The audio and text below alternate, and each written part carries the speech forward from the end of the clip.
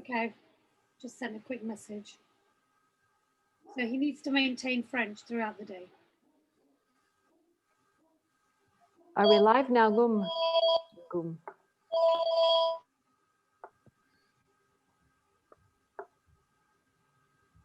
Yes, we are. We have 34 attendees registered and 18 panelists.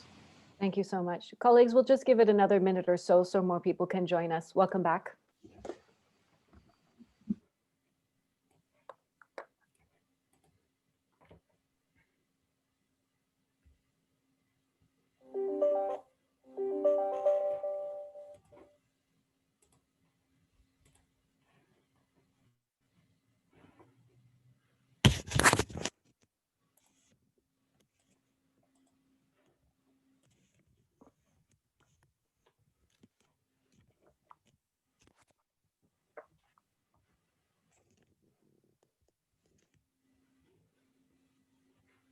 We can give it another minute or two. I think we have time, and we'll still be on time if we do that.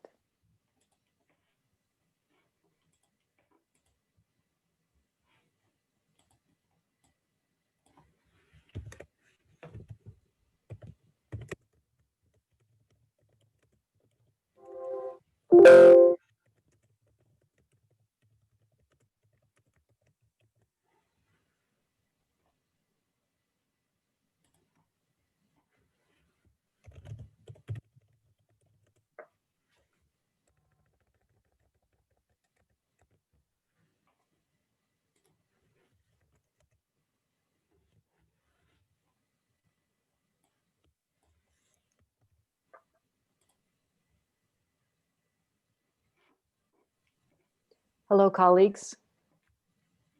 We would like some, we're trying to just wait a little bit so a few more people join us. At the moment, we have 70 participants online. Yesterday, I think we had 175 at our busiest time, and I imagine we will have similar numbers of people joining us today. Welcome back to the second day of the fourth meeting of the iPartners. My name is Nika Alexander. I was a facilitator yesterday and will be your facilitator today as well. I'm part of the communications team in the emergencies, mostly communicating about emergencies here at WHO. So today, to give you a sense of what today is about, I'll invite Laurence to come back again, who's the I strategy lead here at WHO headquarters. She'll give you a look ahead at the day versus what we looked at yesterday. And then we'll go session by session as we did. Just after Laurence speaks, I'll come back with a few issues of housekeeping. Over to you, Laurence. Thank you, Nika, and good morning, good afternoon, everybody. Really great to see you all connected today again. So yesterday focused with a sort of big picture overview on the strategic and risk perspectives from different regions and levels. And today we're going to have more granularity and focus on the enablers, such as surveillance and data, supply, new ways of working, on the challenges as well, such as COVID, the obvious one. And we also look at how to reconcile them to move forward and address priority areas to make a lasting difference in yellow fever prevention and control. So looking forward to a fruitful meeting or day 2 of the meeting again, and over to you, Nika. Thank you. Thank you. So just a few things. Yesterday, we spoke a lot about how we'd like you to use Slido when you have questions rather than the Zoom chat. So you go over to Slido to drop in questions, to see what other questions colleagues have asked, and to like them if you prefer those questions to be asked. The other thing you can do on Slido is you can answer questions. There were a few times yesterday when questions were very specific, and in order not to wait to something to go to the plenary, if it's a question addressed to you, please feel free to answer it there. Other colleagues can see, and it's a great way to share information. A few more things. There's interpretation of this meeting, English, French, Spanish, and Portuguese. On your Zoom screen, go to the bottom right-hand side and you'll see an icon for interpretation. Click on that, choose your language, and that's all you have to do.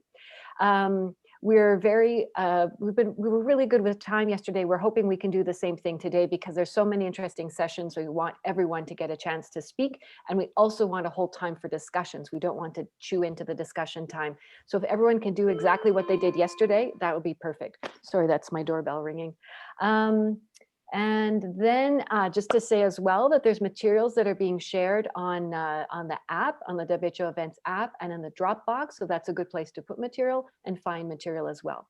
So the very first session we have today is session 4, Informing I Implementation. The session objectives are to share advances and vision for improved surveillance, data management, and laboratory initiatives, to provide an overview of IOPS, to engage you in identifying areas for increased emphasis and capacity development. So that's an overview of this session.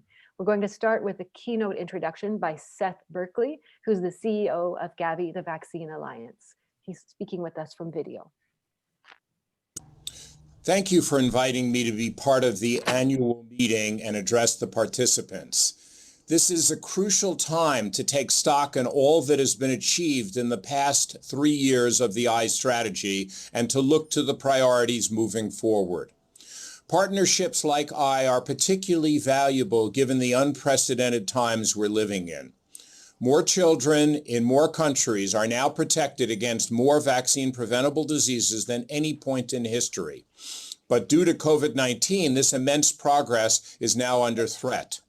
That is why our immediate priority must be to ensure the maintenance of routine immunization services to the maximum extent possible, as well as to support the preparation and implementation of vaccine for COVID under this context. Since the inception of the I strategy, Gavi has played a key role. In 2016, the Gavi board took a decision to approve increased funding of approximately 150 million additional to support the vaccine needs aligned to the implementation from 2017 to 2020. Gavi's investment ranged from supporting funding of vaccines, technical assistance, and yellow fever outbreak response efforts. Although it took longer to ramp up the I strategy, we're now seeing tangible achievements. The upcoming routine immunizations from Sudan and Uganda are encouraging milestones, leaving only 2 more high-risk countries, South Sudan and Ethiopia, pending to introduce yellow fever into their routine programs. Despite the increased requirements around COVID-19, it's great that countries and partners have rallied to support the continuation of preventive mass campaigns in high-risk countries such as Sudan, Ghana, and Nigeria, while others are planning them in the coming months. The coordination and decision-making criteria for supply allocation is now underway to facilitate an equitable, transparent, and evidence-based vaccine allocation. Gavi support for yellow fever diagnostics has been approved, and we're moving forward with the first round of shipments expected in early 2021. I must say I'm very encouraged by the increasing numbers of countries able to independently identify yellow fever cases at a national level, which should mean quicker diagnosis of outbreaks and mean quicker responses. I'm impressed that the I Laboratory Network, with Gavi's support, has sparked the development of an entirely new class of test for acute yellow fever cases, specifically for NS1 proteins. I really appreciate the I's effort to support and improve countries' yellow fever surveillance and laboratory capacity, particularly in the midst of the COVID-19 pandemic. However, there are remaining challenges that do require attention and increased efforts. We continue to encourage the strengthening of routine coverage as a critical component of the I strategy. Only by doing this will we be able to improve population immunity, sustain the gains achieved by mass preventive campaigns, and stop the cycle of outbreaks and reactive vaccination activities. In particular, we need to ensure we are addressing barriers where yellow fever coverage is lower than MCV1, given that both are given at 9 months in at-risk countries. Although coverage of yellow fever immunization in the 17 Gavi-supported countries that have introduced the vaccine have increased from 51 to 55% between 2015 and 2019, it remains below the level required to sustain population immunity. In addition, we must continue to ensure the comprehensive disease control strategy, as reflected by I, is informed by robust risk assessments to ensure strategies are tailored to the country context. The recently published National Risk Assessment Tool is a great step towards this goal, but we need to ensure it's consistently used to guide decision-making. Finally, we hope that the eye laboratory working group can accelerate its validation evaluations of yellow fever test kits, rapidly roll out new diagnostic technologies, and track the impact of these new technologies. Gavi remains committed to the eye partnership, and we look forward to continuing our engagement. We stand ready to support and continue to collaborate on the multiple fronts of this strategy and encourage building on recent gains to ensure we achieve the important goals of eye by 2026. Thank you so much for listening, and good luck in your deliberations.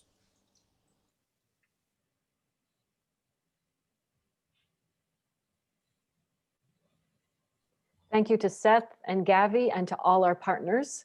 The eye strategy is a partnership after all.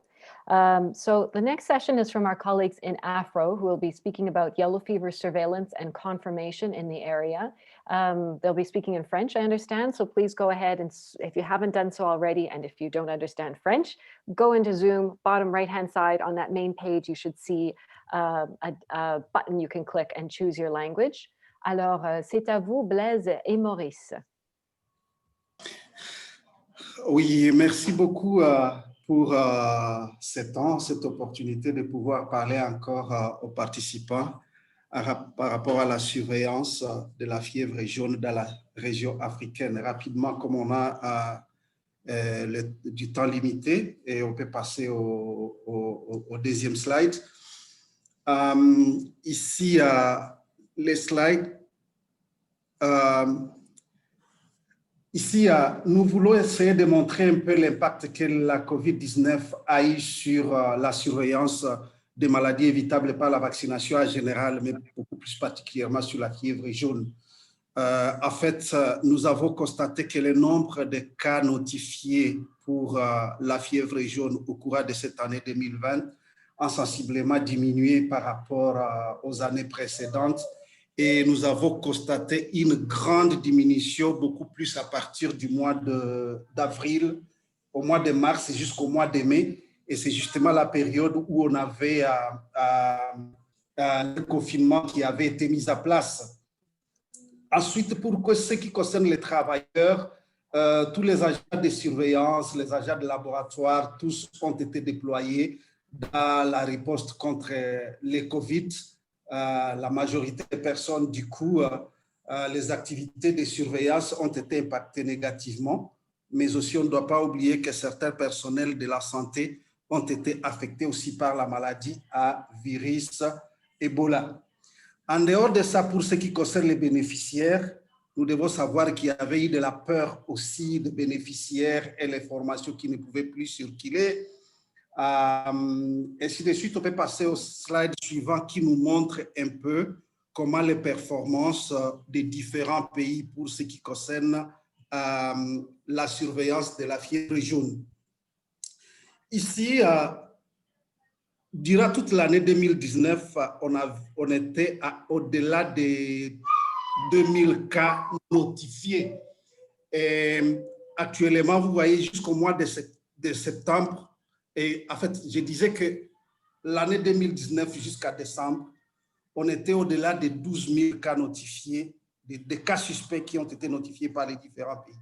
Mais ici, jusqu'au mois de septembre, jusque-là, nous sommes à 5 500. Mais cela n'est pas encore un grand problème.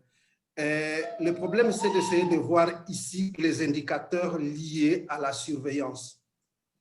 Quand bien même, on constate que 99% des cas étaient investigués, vous allez constater avec moi que sur les cas qui ont été investigués avec collection des échantillons, seuls 24% d'échantillons collectés ont atteint les laboratoires à temps. Et là, vous comprendrez avec moi qu'il y a encore un sérieux problème avec les transports des échantillons, surtout à l'intérieur du pays, à partir du terrain jusqu'au niveau des laboratoires nationaux. Cela pose problème. Pour ce qui concerne les transports internationaux, mon collègue pourra en parler, mais nous avons encore un problème en interne pour ce qui concerne les transports des échantillons. Seuls 24% d'échantillons collectés arrivent au laboratoire à temps. On peut passer au slide suivant. Pour ce qui concerne maintenant les cas qui ont été investigués, comme je vous ai dit, jusqu'à septembre, on a eu 5560 cas suspects qui ont été notifiés et 99% de ces cas ont été investigués avec collecte des échantillons pour amener au laboratoire. Mais il se passe aussi quelque chose, c'est qu'au niveau des laboratoires, quand on a fait les analyses, seul 1% de ces échantillons ont été testés positifs et 99 sont testés négatifs. Alors la question ici, c'est qu'on se pose, est-ce que c'est un problème de définition des cas au niveau du terrain? Qu'est-ce qui se passe? C'est une question qui doit être analysée et pour que nous puissions trouver des solutions là-dessus. Quels sont les challenges que nous avons connus? Slide suivant, s'il vous plaît. Les challenges que nous avons connus, c'est que, bien sûr que la surveillance est intégrée dans la surveillance de toutes les maladies évitables par la vaccination. Mais ici, en Afrique, la surveillance de la fièvre jaune était faite par les équipes polio qui sont déployées dans des pays. Et comme nous sommes maintenant dans la diminution des équipes, cela pourra avoir un impact sur la surveillance de la fièvre jaune et qui va nous créer un problème peut-être plus tard. Mais aussi, nous avons un challenge dans le transport des échantillons où peu d'échantillons arrivent au laboratoire à temps. Et nous avons aussi certains pays qui, jusqu'à aujourd'hui, n'ont pas encore introduit le système de caisse de la surveillance basée sur les cas. Et maintenant, nous avons aussi des plateformes quand même qui existent, qui demandent des financements tels que la surveillance, ce que nous appelons VPD, Surveillance Case, Business Case, qui demandent des financements afin que les pays puissent les mettre en œuvre. Alors, le way forward, les prochaines étapes, qu'est-ce que nous allons continuer à faire dans la surveillance? C'est que nous allons continuer à faire la surveillance dans des plateformes existantes, des surveillances des maladies évitables par la vaccination. Nous allons continuer à travailler avec l'équipe des laboratoires pour améliorer les transports des échantillons vers les laboratoires, mais aussi les pays qui n'ont pas encore mis en place les systèmes de la surveillance basée sur les cas. Nous sommes en train de voir comment les intégrer dans les systèmes, mais aussi la mobilisation des ressources afin que la surveillance peut être mise en œuvre dans la région. Merci beaucoup. Merci beaucoup. Est-ce que vous avez dit que Maurice va nous joindre aussi? Oui, Maurice va continuer avec la partie laboratoire. D'accord. Maurice, est-ce que vous êtes là? Oui, yes, Madam Chair, I'm there. Bienvenue. You can see me on video, I think so. Yes. Okay, thank you, Blaise. I would like to give an update of the Africa Yellow Fever Laboratory Network, which comprises 37 laboratories with only 26 currently operational. There are 3 regional reference laboratories. Slide, please. As you know, Dr. Richard Migo highlighted yesterday the evolution of the Yellow Fever Network. I won't come back on it again. Slide, please. Here we represented the laboratory performances for West African region from January to September 2020, where for the percentage of IgM results available in the national laboratories within 7 days, only 7 countries could meet the 80% target. Slide, please. I borrowed this slide from Institut Pasteur Dakar, the regional reference laboratory, thanks to Dr. Gamou Fall for her collaboration. This slide shows their performances in 2020 compared to 2019, with most of the indicators over the 80% target, of course, except for the result of the plaque reduction neutralization testing in 2019 and the molecular test in 2020. Slide, please. To build and sustain an African yellow fever laboratory network, Gavi board, as already said, approved in end of 2018 the initiative to address the network limitations. To this end, The 21 requests submitted for reagent and equipment were all approved. It is noteworthy that despite this support from Gavi, WHO continues to provide essential components from its headquarters to all the network, including Gavi non-eligible countries, as shown on this slide. Next slide, please. Despite these activities, our main challenge is the lack of a standard protocol to be used across the network. Other challenges are mainly due to COVID-19 pandemic, during which most of the staff were diverted to the COVID response activities with several consequences, like the disruption of the yellow fever routine diagnostic, for instance, in Ethiopia. No scheduled training or lab accreditation review could be conducted. The EQA panel preparation process was also delayed. In conclusion, next slide, please. In conclusion, the process of yellow fever molecular accreditation of national laboratories started end of 2019 with Nigeria Center for Disease Control in Abuja being the first national laboratory to be assessed, and the process is still ongoing. We are quite confident that this process will be completed very soon, despite interruption due to COVID-19. The laboratory directors meeting was organized early this year in Kampala, Uganda. Interim procedures for yellow fever testing during COVID were also elaborated and disseminated.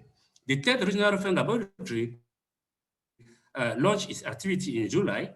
For the next steps, we have planned to organize training on the recommended protocol in order to better monitor the use of Gavi UNICEF reagent bundles, and hopefully we expect to resume on-site accreditation reviews for both serology and molecular testing. Thank you for your kind attention.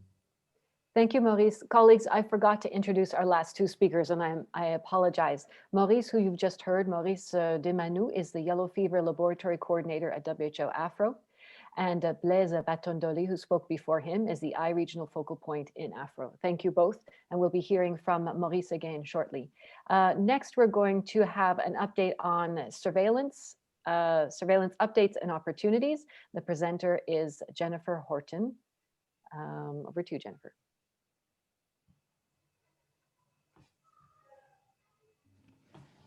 Good morning, good afternoon, everyone, and thank you for joining today. I'm going to speak and give a brief overview of yellow fever surveillance and developments that have occurred in the last couple of years, as well as directions we'd like to see surveillance go from an Secretariat's perspective. So moving to the next slide. I'll start with a quick overview, and doubtless this is familiar to practically everyone, if not all online today, around the driving reasons why we conduct yellow fever surveillance. So a really primary reason that yellow fever surveillance is essential is for early detection of outbreaks. And this is important to facilitate rapid response and reduce associated morbidity and mortality with large outbreaks, as well as to improve the basically capacity to address a smaller outbreak versus having to respond to something that's very large. However, there's of course other reasons why surveillance is helpful. Surveillance gives us great insights into yellow fever virus transmission dynamics in endemic areas, as well as offering us insights about potential spread of virus into new areas. And this is something particularly relevant in the current era, where we see the impact of mass urbanization and as well as climate change altering patterns of transmission. Another reason for yellow fever surveillance is, of course, to monitor and document the impact of the great yellow fever vaccination activities, which are undertaken by high-risk countries, particularly both routine immunization as well as campaign activities. Moving to the next slide. I believe this slide is familiar with many on the call today, and this is showing an overview of the yellow fever epidemiologic situation in recent years. On the left-hand side, there's a figure from PAHO illustrating cases between 2015 through 2019, and on the right-hand side, map of the African region, or the continent of Africa, showing distribution of outbreaks in the last year and a half, so 2019 through the midpoint of 2020. Just to highlight, what we see here is a wide geographic distribution of areas at risk for yellow fever on both continents, and a wide distribution of where cases are actually documented. Yet modeling indicates that, at least in the African region, that only a subset of all yellow fever cases are ever confirmed and formally recognized through the surveillance system.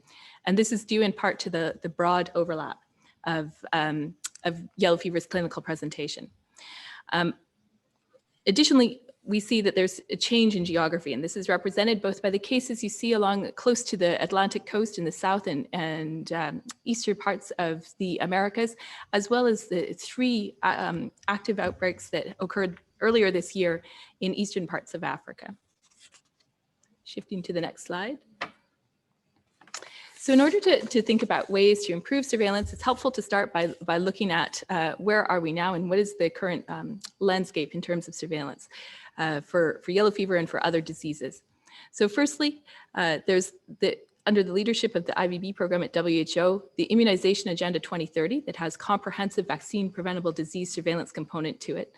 We also see the importance of Gavi investments and particularly noting the unique opportunity through the Yellow Fever Diagnostic Capacity in Africa project, and also the new horizon of Gavi 5.0. In WHO, there's early stages of development of a comprehensive arboviral strategy, which aims to be a cross-cutting initiative that would leverage intersect between the different arboviral kind of disease-specific programs and offer opportunity for knowledge exchange and potential efficiencies. Moving closer to the field, we see a large number of surveillance of reporting tools, and this number is ever growing. I've listed a few here. And then finally, I would be remiss to not mention the impact that we've seen this year of COVID-19 and the profound impact on public health, as well as the potential opportunity it might offer by highlighting the critical importance of strong surveillance systems in public health. Moving to the next slide. So when we look forward to potential areas for improvement in yellow fever surveillance, there's some key principles or considerations that are felt to be important, and be interested for your feedback on what we have highlighted here. Firstly is the critical importance of strong engagements by country, and really the ownership by countries in doing for countries, and that this be supported by the I partnership and yellow fever technical experts. Secondly is the importance of having data that is rapidly usable for action. And this can be both for the individual, as well as associated contacts in a household or a community, as well as for larger operational planning around preventive and response activities. And finally, the importance of harmonized approaches and integration, particularly for data management. We see that this is a very important element to assure situational awareness at all levels in a timely fashion. And moving to the next slide. So what are some of the achievements so far? Firstly, the Yellow Fever program has contributed to the IVB's development of a new vaccine preventable disease surveillance standard for yellow fever. And this is available online and was published earlier this year. And then we have some other user-friendly guidances, such as the I booklet for managing yellow fever epidemics, and a toolbox for outbreaks, which is available online with thanks to our WHE colleagues. Through these resources, there's really an emphasis around a holistic approach to investigation, which includes a full understanding of clinical, epidemiologic, and yellow fever vaccination history to support the interpretation, particularly in instances of complex diagnostic results. And we've seen recent examples of this. For example, we've seen a hepatitis E outbreak in a country, Burkina Faso, where there's also underlying yellow fever vaccination programs. And there was a very complex type of laboratory result with very low PRNT titers, which required some nuanced interpretation in that context. And so this is an area that this holistic approach to investigation is really very important to yellow fever in surveillance. And moving to the next slide. This is the final slide in this presentation, and will benefit also from your inputs about additional ideas. So suggestions for areas and priorities for the growth of yellow fever surveillance include really representing this importance of multi-component surveillance. So both a holistic approach to human-based surveillance, but that this be complemented by non-human primate and vector activities also. And we've seen highlighted by our Afro colleagues the importance of streamlined sample transport to reduce delays in terms of confirmation. We've spoken to the for the challenges around comprehensive investigation and what's envisioned here. And then finally, on the reporting and monitoring to look towards cohesive and also timely reporting and improving systems to facilitate this and enable this. Finally, there's a great area for innovation and development. We've seen some of the challenges, again, also highlighted by our Afro colleagues about the very general categorization or syndromic definition for yellow fever case. And so there's opportunity to potentially refine that case definition if we can find a more specific way to identify a possible yellow fever case. Then this could lead to improved algorithms and guidances, as well as improved possibilities for interpretation of complex results. We saw yesterday a lot of interest in the opportunities for genetic analysis and outbreaks, and so this is also flagged as a potential area. And all of this could be used by the Risk Analysis Working Group, which works to provide evidence-based risk assessments to support programmatic planning. I'll stop there, and thanks very much for your attention. Thanks, Jen. Colleagues, Jen invited you for input. You saw a presentation from our Afro colleagues as well. Go to Slido. That's where you can put in your questions. That's where you can answer questions. You can see where other people have put in questions. As you've seen, the agenda is incredibly tight. I don't know if you've ever attended another meeting where there's tiny time slots, but it's to allow so many people to input. So if you're a presenter, I suggest you take your phone and put it on the stopwatch setting, and then you can set that in front of you and make sure that you're in your allotted time. Otherwise, we eat into our discussion session, and that's no fun. For this section, our discussion is going to come afterwards. I should have said that off the top as well. So following this next presentation, which is on IOPS, then there'll be an update on the I laboratory, and then we have our discussion session. So this presentation will see Maurice again. He's presenting on behalf of himself and Jose Rovira, who's a technical officer at WHO headquarters. Again, this session is on IOPS, International Sample Transport. Over to you, Maurice. Thank you once again. I'm pleased to give this talk on the international sample transport with Jose Rovira, who unfortunately is not available today. Slide, please. The 2018 Gavi laboratory capacity assessment in 23 laboratories in the Africa network revealed an issue with international sample transportation, leading to delays in the confirmation of yellow fever cases that could take up to 3 months, as you can see on this graph. The Gavi support to the Africa network approved by Gavi board in November 2018, therefore includes addressing sample transportations. Slide, please.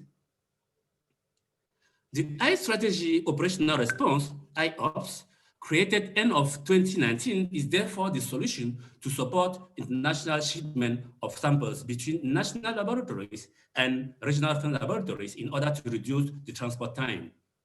This table shows us the significant reduction of the delivery times of the sample between national laboratories and regional laboratories early this year, just before COVID-19 pandemic, when compared to the 2018 Gavi assessment result, of course. Next slide, please.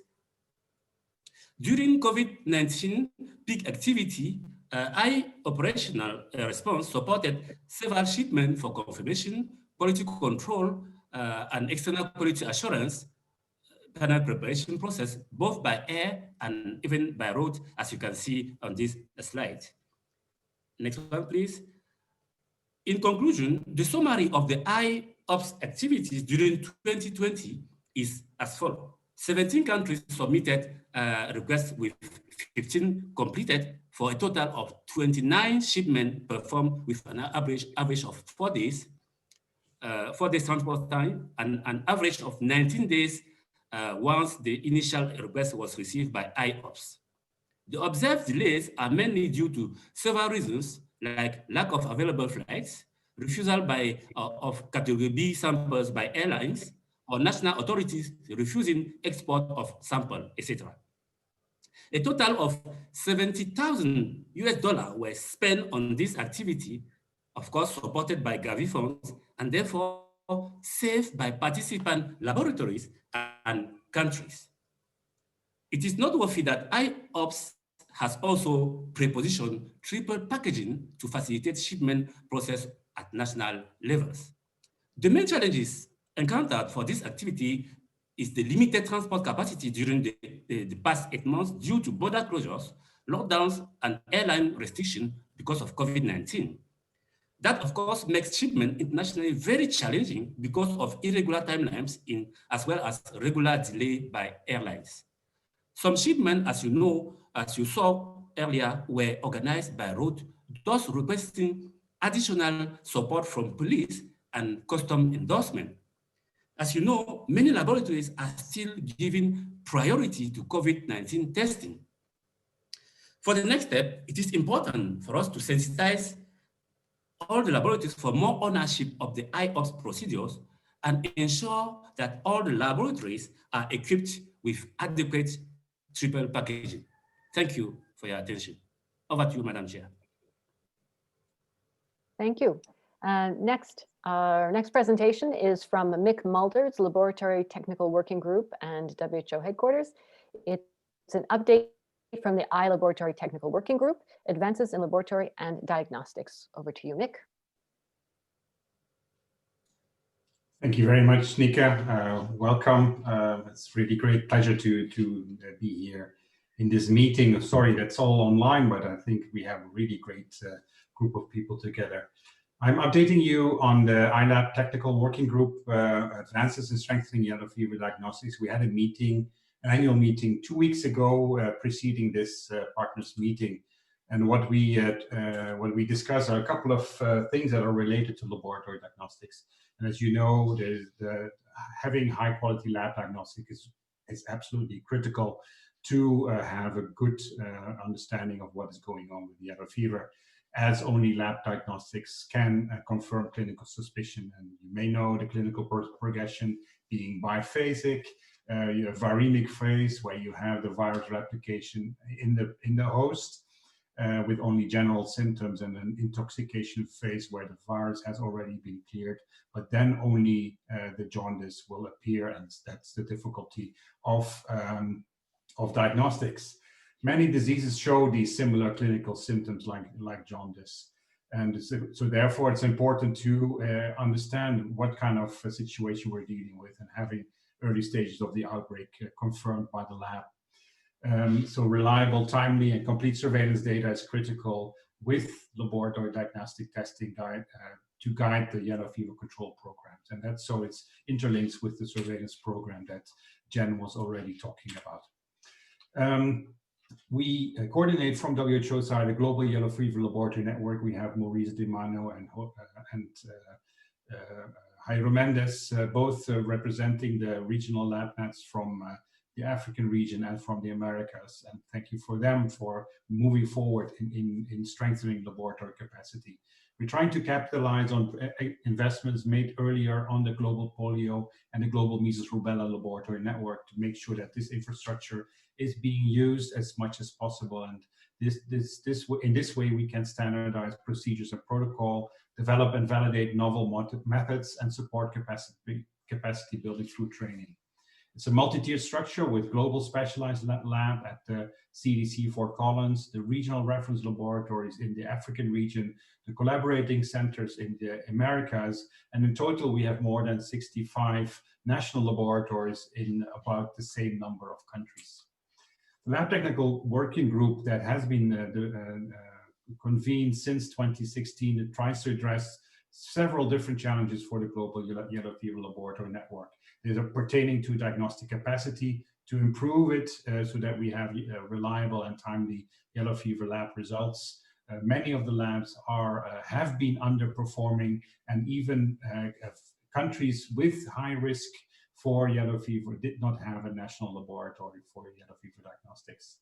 With this group, we also try to sustain financial and human resources and maintain a acceptable level of lab staff capacity, as well as capability, the ability to do the testing, as well as the ability to perform it particularly. Timely provision of lab supplies are key to the network laboratories. That's another component that is part of the network. And ensuring high lab performance through external quality assurance and accreditation, and maintaining performance through training, introducing uniform protocols for testing and reporting. Some of it already alluded to by Seth Berkeley from Gavi, and I really appreciate the support we are receiving from Gavi to be able to run this network. There's a whole slew of ongoing projects from the Lab Technical Working Group. I will not go into detail because of the time. You can read them at your own leisure. But kit performance evaluation, the standardization of protocols is critical. Molecular, serologic, and we're hoping to be able to roll out antibody RDTs. And as Seth already mentioned, we are looking at antigen RDTs as another game changer in the network of the yellow fever laboratories. Commercialization efforts of the serology assays on its way, and also the lab performance monitoring and accreditation as one of the key aspects of the global yellow fever lab network, and how to improve that process. Serology external quality assurance is being developed by the US CDC in collaboration with the Robert Koch Institute, and making sure that you have the highest level of performance. We have been conducting trainings, as Maurice already alluded to. International sample transportation, not needed to mention more. And molecular testing is another phase that we are moving towards, to strengthening the timeliness and completeness of laboratory diagnostic capacity and availability of lab results. Making sure that all the labs have all these supplies available is run partly through the UNICEF supply division, and really appreciate UNICEF for support in this part of the program. And we are shifting to commercial use of ELISA kits as well as molecular assays. Again, need to ensure that I appreciate the Gavi support that we have been receiving. So there's a couple of challenges that we're still facing, and mostly related to the COVID-19 pandemic. I think you can already think about yourself what kind of challenges there are. It's not only the quality of surveillance, the lab testing capacity, and that's affecting kit performance evaluation, EQA programs, but also procurement, shipping, international sample transportation, on-site accreditation visits, and hands-on training workshops, all being affected by COVID-19 pandemic. But we do have to make sure that the Gavi and other partners continue to support the network, and there's some positive information coming from Gavi that this is potentially possible, but we need to make sure that we have the countries on board to continue and expand their support to enhancing laboratory diagnostics for yellow fever. This is just an overview of the group of people that we're working together to. I'm not going to go into detail. And I would like to finish off with sharing again my acknowledgement for Gavi, but also to the global, regional, and national laboratories. With that being said, I would like to give the floor back to the chair. Thank you very much. Thank you, Mick. So we have 3 questions, but I think we can actually move through them relatively quickly. The first one is very specific for Nigeria. So I ask colleagues from Nigeria to pop into Slido and answer that one. It's a question on when the next Nigeria yellow fever laboratories training is going to be conducted. So that's very specific and clearly urgently needed as well. The second question is, what are the main drivers of transport delays? Was it driven by COVID impact or other issues? Maurice, you mentioned already some of the delays, transport companies refusing to take samples, some of the delays from COVID. Is there anything else you'd like to add to that question, Maurice, which, if I repeat, what were the main drivers of transport delays? Yes, thank you, Madam Chair. Thank you for that question. Maybe I would like to just come back on the first question to say to address the issue of training in Nigeria. We plan, yes, a training in March 2020. Because of COVID, that training could not take place. We are still under discussion with US CDC and the country to see how we can plan this, quickly plan this activity early in 2021 if COVID allows us to do that. Concerning the issue of sample transportation, I just highlighted 3 of them, but there are many. Some of the issue are countries or laboratories not really clear on their request. For instance, either the sample should be should be shipped by dry ice or not. As you know, dry ice is not always available at national level and should be sent from Europe. So those are among all what I said most of the challenges faced concerning the sample transportation. Thank you. And I'm going to skip to the next question, and you can feel free to come back in, Mick, if you wanted to touch a little bit on the transport challenges. This third question is from Jane Maina, who's asking, COVID-19 has revealed the potential for countries to quickly build on available laboratory platforms with targeted capacity building. Can this work for yellow fever? And I know, Mick, you spoke about networks already, but yes or no, can this work for yellow fever? Well, actually, the other way around. What we have been seeing is that the existing networks, and yellow fever is already one that is a family of networks, including measles, including polio. These existing networks have been supportive to the COVID response, particularly in the beginning. We have been training laboratories for molecular testing. So the protocols, not necessarily the protocols, but the standard operational procedures for laboratories doing molecular testing have been in place. The awareness of EQA, external quality assurance, the awareness of quality control within the laboratories have been already being trained for many years in those laboratories that now shifted from measles testing to COVID testing or added COVID testing to their lab portfolio very efficiently because of the WHO trainings that have been provided. Now, in the long run, with all the trainings and expansion of the laboratory networks within the countries, we hope to be able to use that leverage. There have been discussions of maintaining the existing capacity in these laboratories that have been built for COVID testing, also for other testing, for instance, for measles, because there's a lot of gene experts particularly available. So I've been trying to reach out to some of the manufacturers to see if they can help us in maintaining or continuing those existing infrastructure with providing the necessary kits. They're not always available, particularly not for gene expert, but I've started negotiation. And so I think it's a very good question. And I hope that all the investments that we've been made can be sustained in one way or another. Over. Thank you. Just not forgetting that there's questions on other previous presentations as well. I wanted to ask Blaise what an ideal information flow would be for surveillance in the region. If it might be a surprise question, Blaise, but if you can come back on again as well. Yes, thank you. Thank you very much, Nika, for this question. Okay, in Afro, the information flow for surveillance, let me continue in French, I'm sorry. Allez-y, allez-y. Ok, bien. Les formations pour ce qui concerne la surveillance de la fièvre jaune en Afrique, ça se passe comment? La plupart des fois, les cas sont détectés au niveau des structures sanitaires.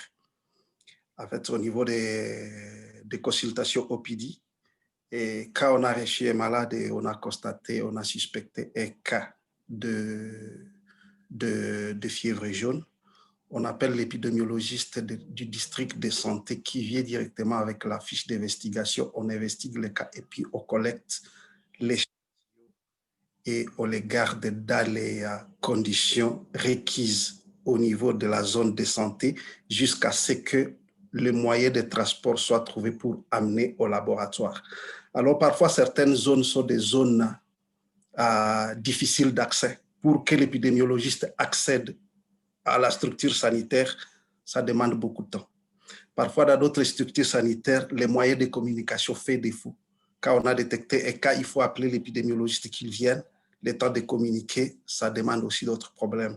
Parfois, il y a aussi d'autres cas où il faut attendre toute une semaine quand on remet les rapports hebdomadaires épidémiologiques. Et c'est à ce moment-là qu'on va constater qu'il y a un cas qui demande d'aller être investigué. Donc, c'est tous ces éléments-là qui peuvent créer un retard. Et voilà un peu comment l'information circule à partir de la structure de santé jusqu'au niveau de la zone de santé et le laboratoire. Merci beaucoup. Merci beaucoup, collègue. Alors, I think we will move on to the next session, buying ourselves 2 minutes. We're 2 minutes ahead of the agenda. So let's move forward. The next session is session 5, if you're following in your agenda. And it's entitled Yellow Fever Immunization Activities in the COVID-19 Context.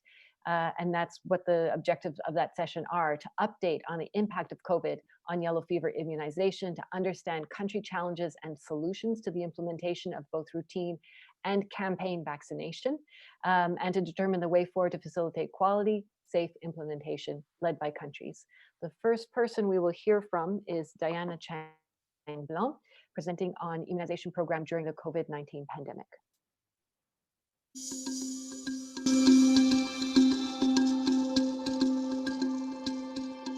Good afternoon, everybody. I'm here to give you a brief update on the immunization program recovery and rebuilding activities that countries are undertaking during the COVID-19 pandemic. So since March 11th, when WHO declared COVID-19 a pandemic, there have been significant immunization service interruptions and disruptions, both to routine delivery as well as mass vaccination campaigns. And through different surveys, both immunization and essential health service surveys, we've identified some core reasons, being the decreased access due to physical distancing and the transportation reductions and the lockdown measures being taken by countries, concerns by caregivers and health workers about COVID-19 exposure, supply chain interruptions, not as much in country, but in terms of global distribution and air freight restrictions. And then we're seeing, of course, exacerbated risks for immunization inequity, because it's those that are in the highest risk groups that tend to have higher impact in terms of morbidity and mortality and are suffering adversely. The Immunization Pulse survey that we conducted back in May reveals that outreach activities tend to be more affected across regions than fixed post activities, but the disruptions affect all the regions pretty significantly, some regions more than others. And we've really seen that the greatest disruption has been to the immunization campaigns. This is a map of the immunization campaigns that have been postponed due to COVID-19. Back in May, we saw 199 campaigns in 66 countries, with at least one VPD campaign postponed. In the past 6 to 7 months, we've seen that number reduced to 77 campaigns in 51 countries, largely due to the reduction being polio campaigns having been stopped in certain countries due to budgetary constraints. But we've also seen as well some countries moving forward during the pandemic, understanding that they've put in the measures for conducting campaigns safely and effectively. So you see in the blue box the list of countries that have conducted campaigns, be them measles campaigns, polio, tetanus campaigns, or oral cholera vaccine. And we have certain countries that have actually moved forward to trying to integrate campaigns, again, be it measles containing vaccine-based polio or meningitis A. And countries have really started to look at how to conduct their catch-up activities effectively, not just speaking specifically to catch-up vaccination strategies in terms of mass campaigns, but specifically the different strategic choices they need to make around effectively reaching those that are getting missed due to the disruption of services. So the catch-up strategy is really anchored around having a policy and a schedule to facilitate reaching those who present for late doses. And looking forward, this is a map from the African region. All regions are really trying to reinforce immunization as an essential health service and basing those decisions on the local context with respect to what the COVID-19 epidemiology is and the VPD situation in terms of risks for outbreaks, looking to identify and prioritize their highest risk populations, really reinforcing a clear communication and community engagement strategy due to the concerns about COVID-19 transmission, putting in measures to effectively monitor the stocks and ensure vaccine availability, looking at novel ways to continue to keep health workers trained and updated using digital platforms. I think we've all converted very heavily to different technological platforms for sharing information, imparting information, and keeping in communication. And certainly, most importantly, making sure that the COVID-19 control measures for infection prevention and control are firmly in place, and that there's the required PPE and the proper training to effectively protect health workers and the communities that they serve. This is an example from PAHO in terms of the innovative strategies countries are using to continue to provide immunization in different settings and with different strategies, but be it whether it's institutional-based vaccination, reaching out within the community, providing vaccinations at the home, or even in certain countries, this is a photo from Brazil of vaccination in cars. So really looking at ways to provide vaccination services in strategic locations such as pharmacies or daycares, cultural centers, using social media to promote the importance of vaccination, and taking the opportunity where possible to integrate with other health programs. And lastly, with what we've learned over the past 8 months, WHO has issued a guidance very recently. It's linked at the blue web link at the bottom of this page, reinforcing immunization as an essential health services and providing some guiding principles around areas that should be preserved and best practices in the areas of health systems and policy, service delivery, catch-up vaccination strategies, mass vaccination campaigns, VPD surveillance and monitoring, supply chain communication strategies, and overall immunization program recovery aspects. And to end on this note, I think we've all felt that we have lived 8 lifetimes in the past 8 months. And we've learned a lot in terms of how to live with COVID.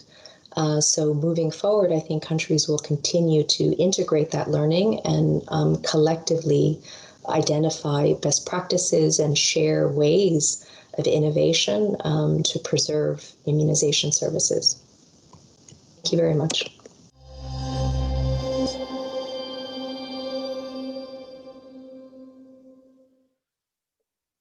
Thank you for that presentation. 2 things I wanted to mention. One is there were apparently problems in the interpretation into Spanish, but it's back now. That should be okay.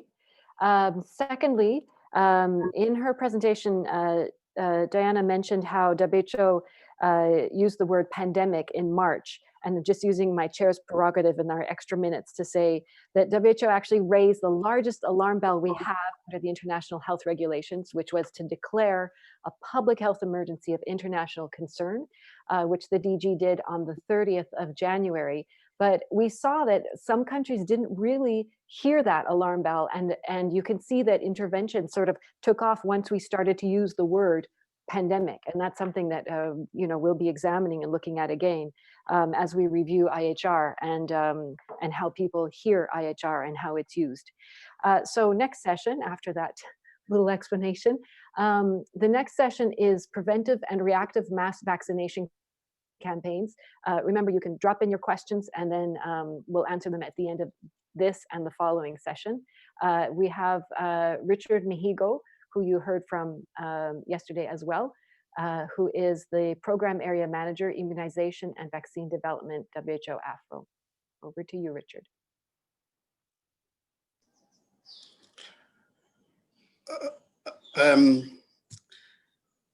This is Blaise.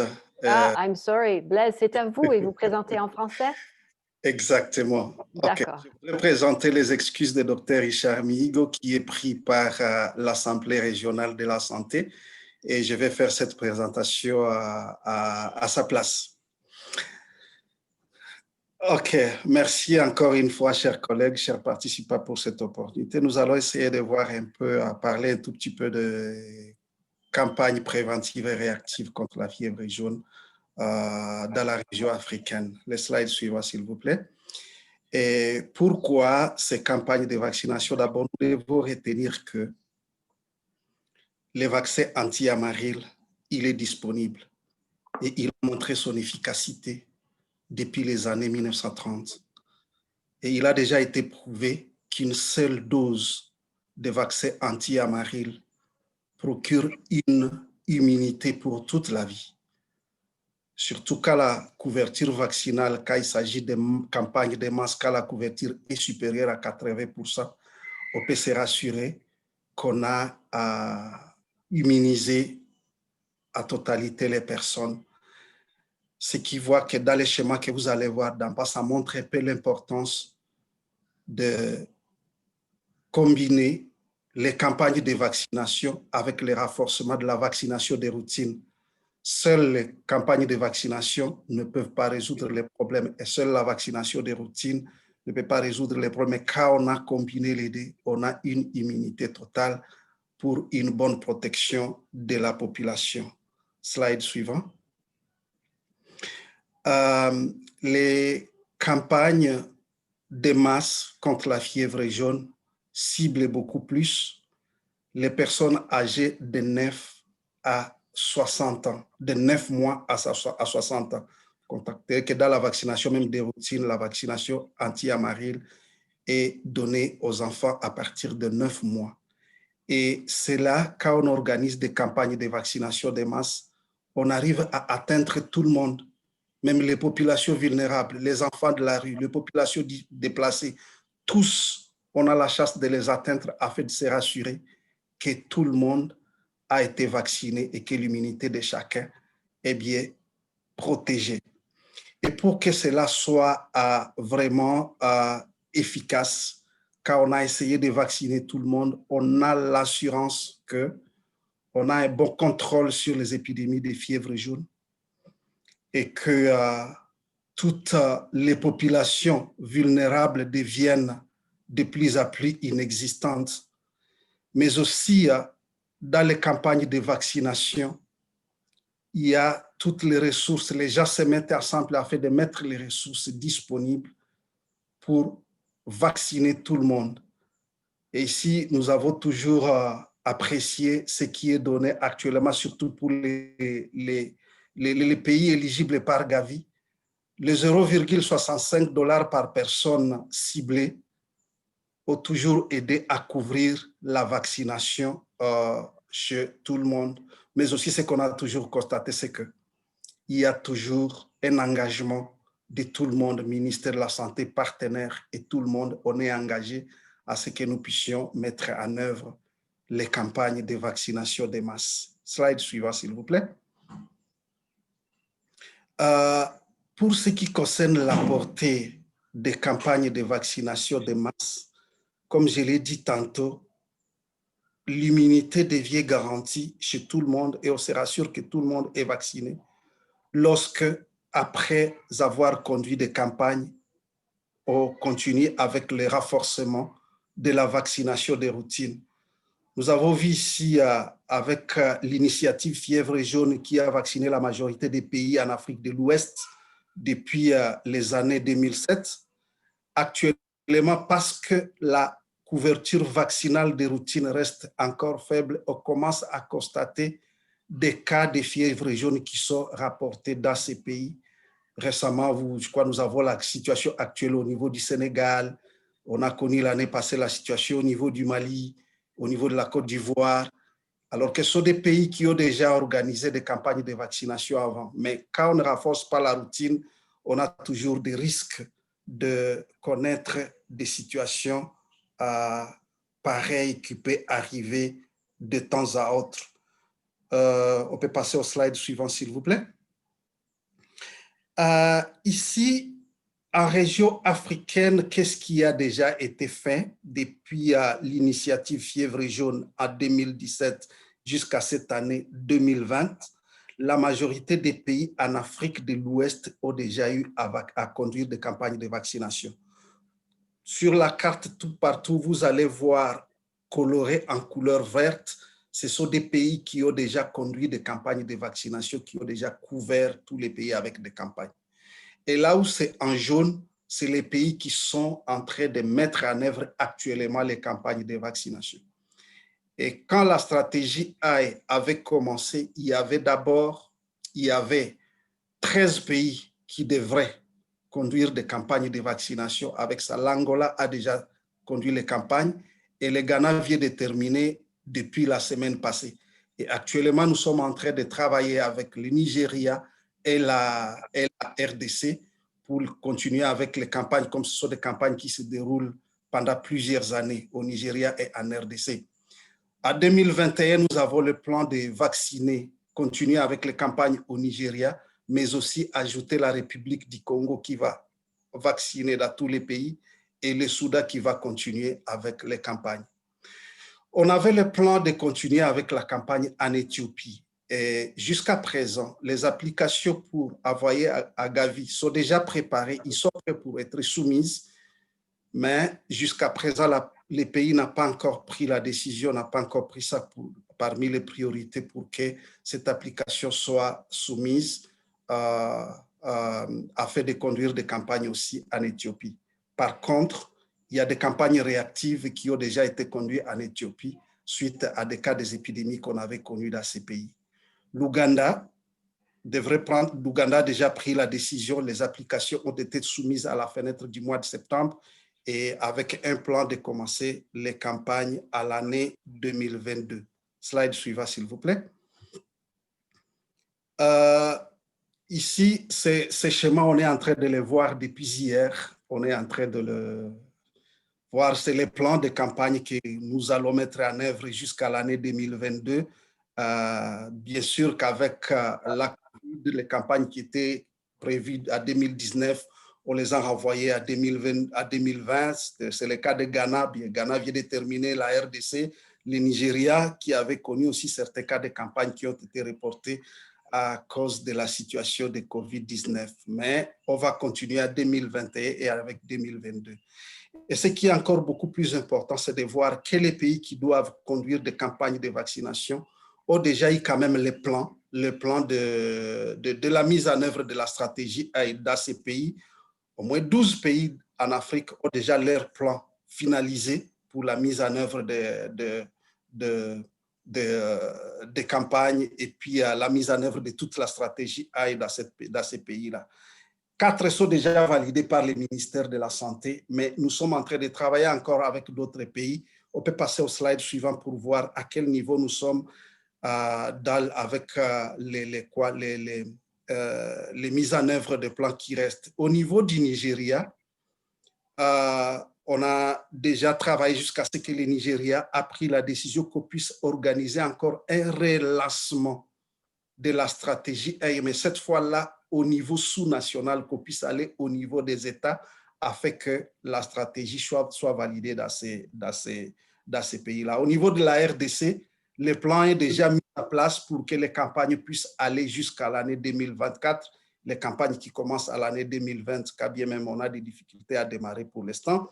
Et au niveau de l'Ouganda, comme je vous ai dit, l'Ouganda a déjà soumis l'application à Gavi pour l'introduction du vaccin anti-amaril dans les programmes de routine d'ici 2021 et commencer les campagnes à partir de 2022. Et tout est déjà adopté par le ministère de la Santé pour que cela soit mis en œuvre. On continue à slide suivant, s'il vous plaît. Alors, dans les campagnes préventives et les campagnes réactives de masse, quelles sont les leçons que nous avons apprises? La première leçon, c'est que même pendant la période de COVID, on a été à mesure de mettre en œuvre les campagnes. Donc, avec les guides que l'OMS a mis en place en Ouganda, on a conduit une campagne qui a couvert une grande partie du pays qui était victime aussi de la COVID-19. Au Sud-Soudan, malgré le COVID, et même on y a ajouté l'inondation au Sud-Soudan, les équipes locales ont réussi quand même à conduire une campagne de vaccination pendant ces contextes-là. Ce sont des bonnes leçons que nous sommes en train de prendre pour voir si ça peut nous aider dans l'avenir et même dans d'autres pays, quelle que soit la situation du Covid, les pays quand même s'adaptent et ils créent des mécanismes et des innovations afin que les activités continuent normalement et que la population soit immunisée.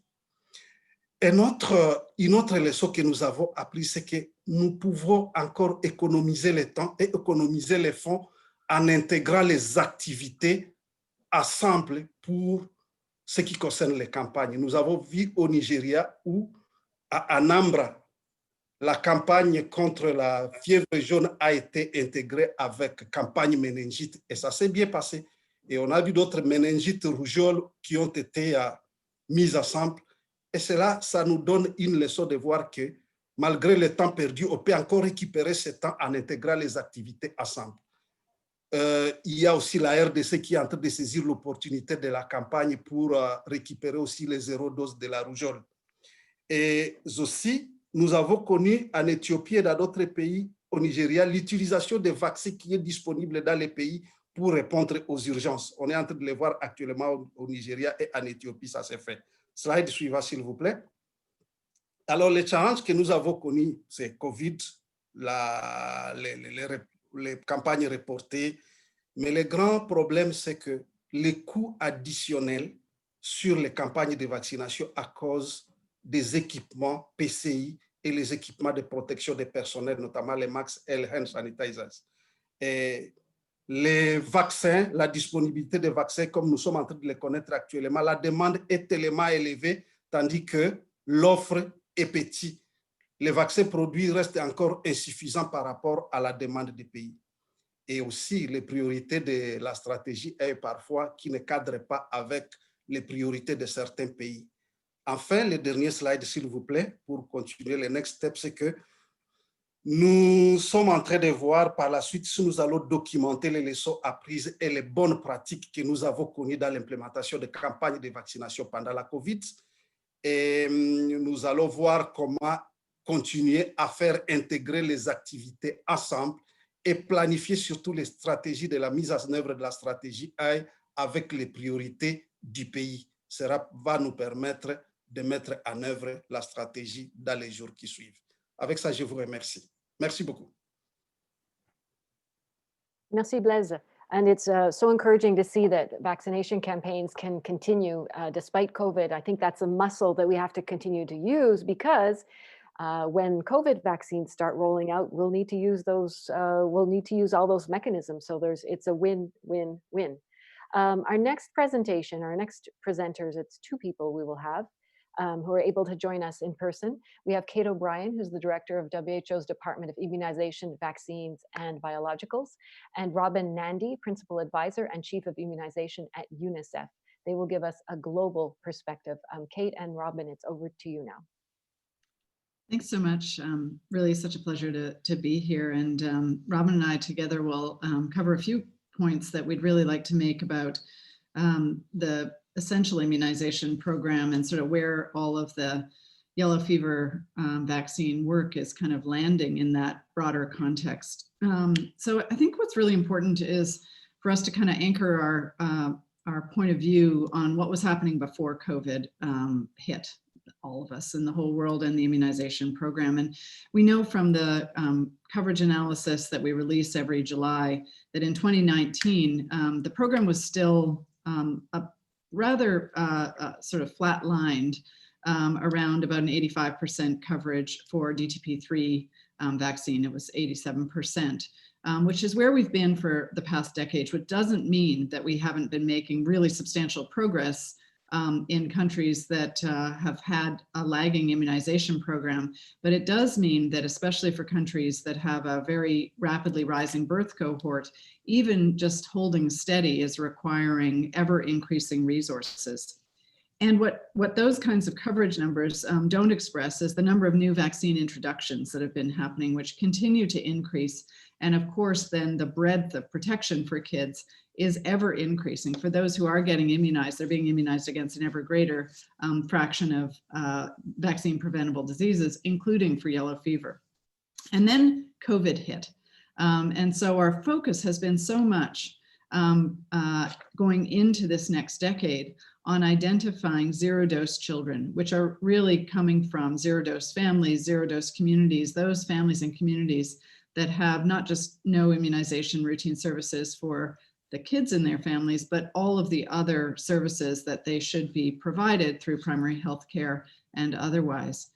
And as we came into COVID, we know from the surveys that we've been doing over the course of the past several months, beginning in the spring and through the summer, that the majority of countries have had a substantial backsliding in the immunization program, but with different resilience of different parts of the immunization program. As everybody on this call knows, there are fixed site facilities, outreach, mobile clinics, and then the campaigns, either campaigns for preventive campaigns or for reactive campaigns to outbreaks. And really it's the fixed site facilities that have been most resilient in the face of COVID, that have sprung back most quickly. And in some countries have seen very little reduction in coverage of immunizations. In others, it's taking much longer for campaigns and for mobile clinics and outreach clinics to come back. The third point is that equity is ever more threatened because of COVID. It's really exacerbating the vulnerabilities that communities, states, provinces, and countries already had. We're seeing for sure that where COVID is threatening the most is where the communities have least ability to respond. And so our concern is around an ever increasing inequity as we come out of COVID and programs are figuring out how to continue immunizations, mobilize communities, assure that there is demand, continue to secure the ability of healthcare workers to immunize and of people to seek those services. So that's a really big concern. And then the fourth is around this opportunity that we all have in the immunization space to leapfrog some of the problems that we've had and jump right over as programs recover and restore. This idea of building back better and implementing changes in programs that perhaps we weren't as aggressive in pursuing before. And those are things like, are the hours of services designed for the people who actually need the services? Are we allowing for the flexibility of where people can get immunized? Are we allowing for the flexibility of who can do the immunizing? Are we integrating with all of the services that families and communities need? And these are opportunities that we have as we build back better to really be intentional about those integrations, not only of combining vaccine antigens in campaigns or otherwise, but also combining those with services that are the non-vaccine services so that communities and families are much more engaged and are getting what they need from the time and effort that's being placed on delivering vaccines. And the final point I just want to raise before I hand over to Robin, who will talk more about really positioning yellow fever vaccine in the context of routine immunization, is about the vision and strategy for the decade ahead, the Immunization Agenda 2030. And this we're about to launch. It's been approved through WHA as one mechanism for endorsing it. It will start to launch in 2021. And it really sets the framing and the overarching global path for all partners, all entities, with its vision for everyone, everywhere, at every age to fully benefit from vaccines for good health and well-being. And it sets out 7 strategic priorities, which are in a particular order, the first of which is about immunization for primary health care, and 4 core principles: people-centered, country-owned, partnership-based, and data-guided. And so much of what we're hearing in this partnership annual engagement is about the data-guided interventions. And these principles are more important than ever in the face of this crisis, and are the ones that really, for yellow fever, routine immunization, preventive campaigns, and of course responses to outbreak, are really the things that need to underpin and underlie the approach as we move forward with all of this integration. So on that, I'm going to hand over to Robin to sort of pivot us into the routine immunization yellow fever comments that I know he would like to make. Thanks. Over to you, Robin. Yeah, thanks, Kate, and thanks for the great global overview. But I just want to start by saying hello to everybody. The last time we were together was in Brasilia, and we expected that our next meeting would be in Uganda, if I remember correctly. And our life completely turned around, as we all know. But it's good to see you all at this meeting. I've been fortunate to be right here from the start of the I initiative, and really have seen all the progress that we all have made collectively in our efforts on ending yellow fever epidemics. I think just to reflect on some of the areas that for me, adding to Kate's global perspective, that we need to specifically move on yellow fever. And I really look forward to hearing the outcomes of the discussions in this meeting is around our pending introductions of yellow fever vaccine in routine services: Ethiopia, South Sudan, Uganda, and how we accelerate that. I think also reflecting that we still do face outbreaks, and our outbreak response capacity, and really interested also to follow up on the risk assessment work that we've initiated on at national and subnational level, particularly around decisions where to conduct preventive campaigns and so on. But really using the outbreaks as an opportunity to strengthen systems, and in line with what Kate is talking about, the IA 2030, really looking at outbreaks of yellow fever, measles, vaccine-derived polio, to see where the systems gap, to point us to where the system gaps are, and to address these in an integrated manner. Following the COVID disruptions and the economic consequences, we will not have the luxury to catch up antigen by antigen, disease by disease. And I think in the spirit of IA 2030, really integrate what we do in our disease-specific initiatives and broader immunization, and situate them within a broader primary healthcare approach. I was really happy to hear the report from our Blaze from WHO Afro, that the Ghana preventive campaigns have been concluded, and really look forward to the planning and implementation in the two big countries, DRC and Nigeria, over the next several months to a year. The other exciting thing is, thanks to Gavi's support for yellow fever diagnostics, really looking at how to deploy these tools more effectively globally. I'm also pleased to look at the global supply situation from where we were a few years ago, thanks to my colleagues in our supply division, but also most importantly, thanks to our industry colleagues for their contribution in stabilizing the vaccine supplies.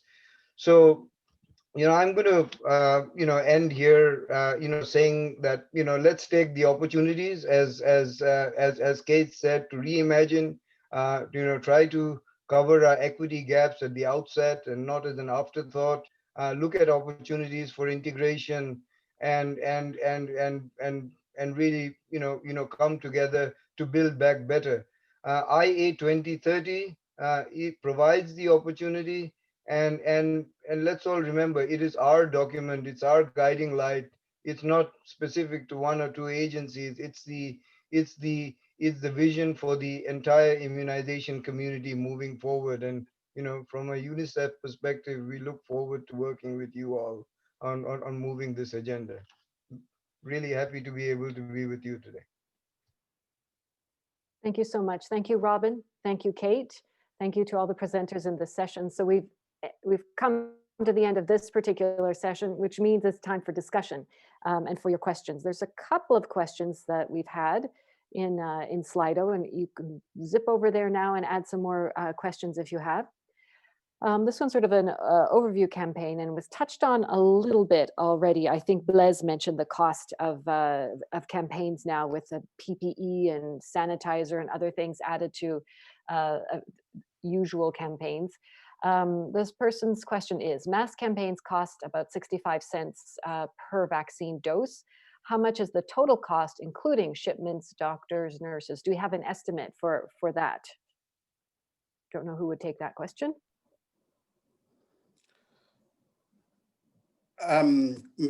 Merci beaucoup, Nika, pour la question. Oui, effectivement, en fait, le 0,65 $ par dose de vaccin, c'est juste le plafond de ce que Gavi donne contribution pour organiser une campagne. Mais le coût total d'une campagne dépend du coût local de chacun du pays. Mais dans la majorité des cas, les campagnes sont vraiment, dans la majorité des pays, on a constaté que les budgets de campagne sont toujours dans les 0,65 $ par personne vaccinée. Sauf au Sud-Soudan où parfois on doit aller on doit recruter des infirmiers qui viennent de par-ci par-là, les personnels qui doivent aller de par-ci par-là, où le coût est très élevé. Parfois, on va au-delà des 0,65 par personne vaccinée. Et les 0,65 là prend en charge et tout ce qui est logistique et tout ce qui est ressources humaines, quand on parle de médecins, infirmiers, tout inclus dans ces paquets. Dans la majorité des cas, les pays ont toujours organisé des campagnes avec ça.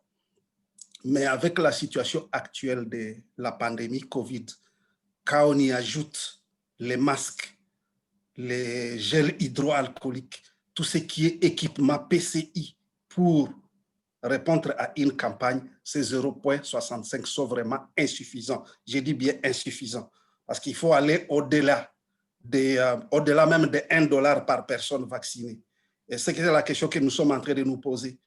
Est-ce qu'il faut-il qu'on puisse, pendant la période de Covid, est-ce qu'il faut-il qu'on puisse revoir les lignes budgétaires quand on fait un ICG request pour la campagne réactive et quand on soumet une application à Gavi pour une campagne préventive?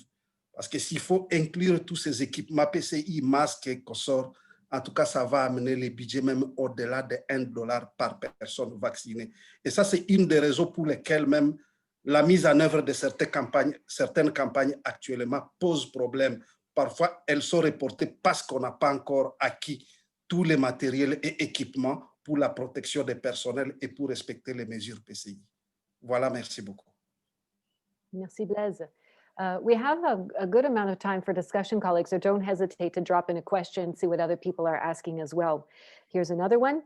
Are there simple measures that countries can operationalize to increase routine immunization performance with the opportunistic approach needed?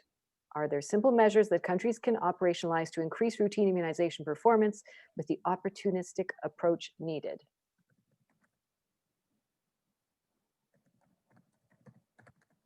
Bon, permettez-moi encore de dire au moins quelque chose par rapport à cette question. Effectivement, on a constaté actuellement qu'il faut travailler sur la vaccination des routines et les problèmes de la couverture vaccinale basse actuellement en région africaine n'est pas seulement spécifique à la fièvre jaune. C'est un problème que toutes les maladies évitables par la vaccination rencontrent. Donc, la couverture vaccinale, globalement, elle est basse pour tous les antigènes. Et c'est la raison pour laquelle, actuellement, le groupe de travail Vaccine Delivery Working Group de iStrategy est en train de travailler sur cette question. Et il y a une enquête qui est déjà en cours pour essayer de comprendre quelles sont les policies actuellement relatives à la vaccination des routines pour qu'on puisse déterminer quelles sont les barrières à l'amélioration de la couverture vaccinale des routines actuellement. Et je pense qu'on sera à la fin de cette enquête, on pourra savoir exactement quelles sont les raisons et quelles sont les pistes de solutions qu'on va apporter aux barrières qui seront déterminées pendant cette enquête-là. Et ça va venir par la suite. Merci beaucoup. Merci, Blaise. Kate and Robin, did you want to come in on that one as well? Simple measures that countries can operationalize to increase routine immunization performance.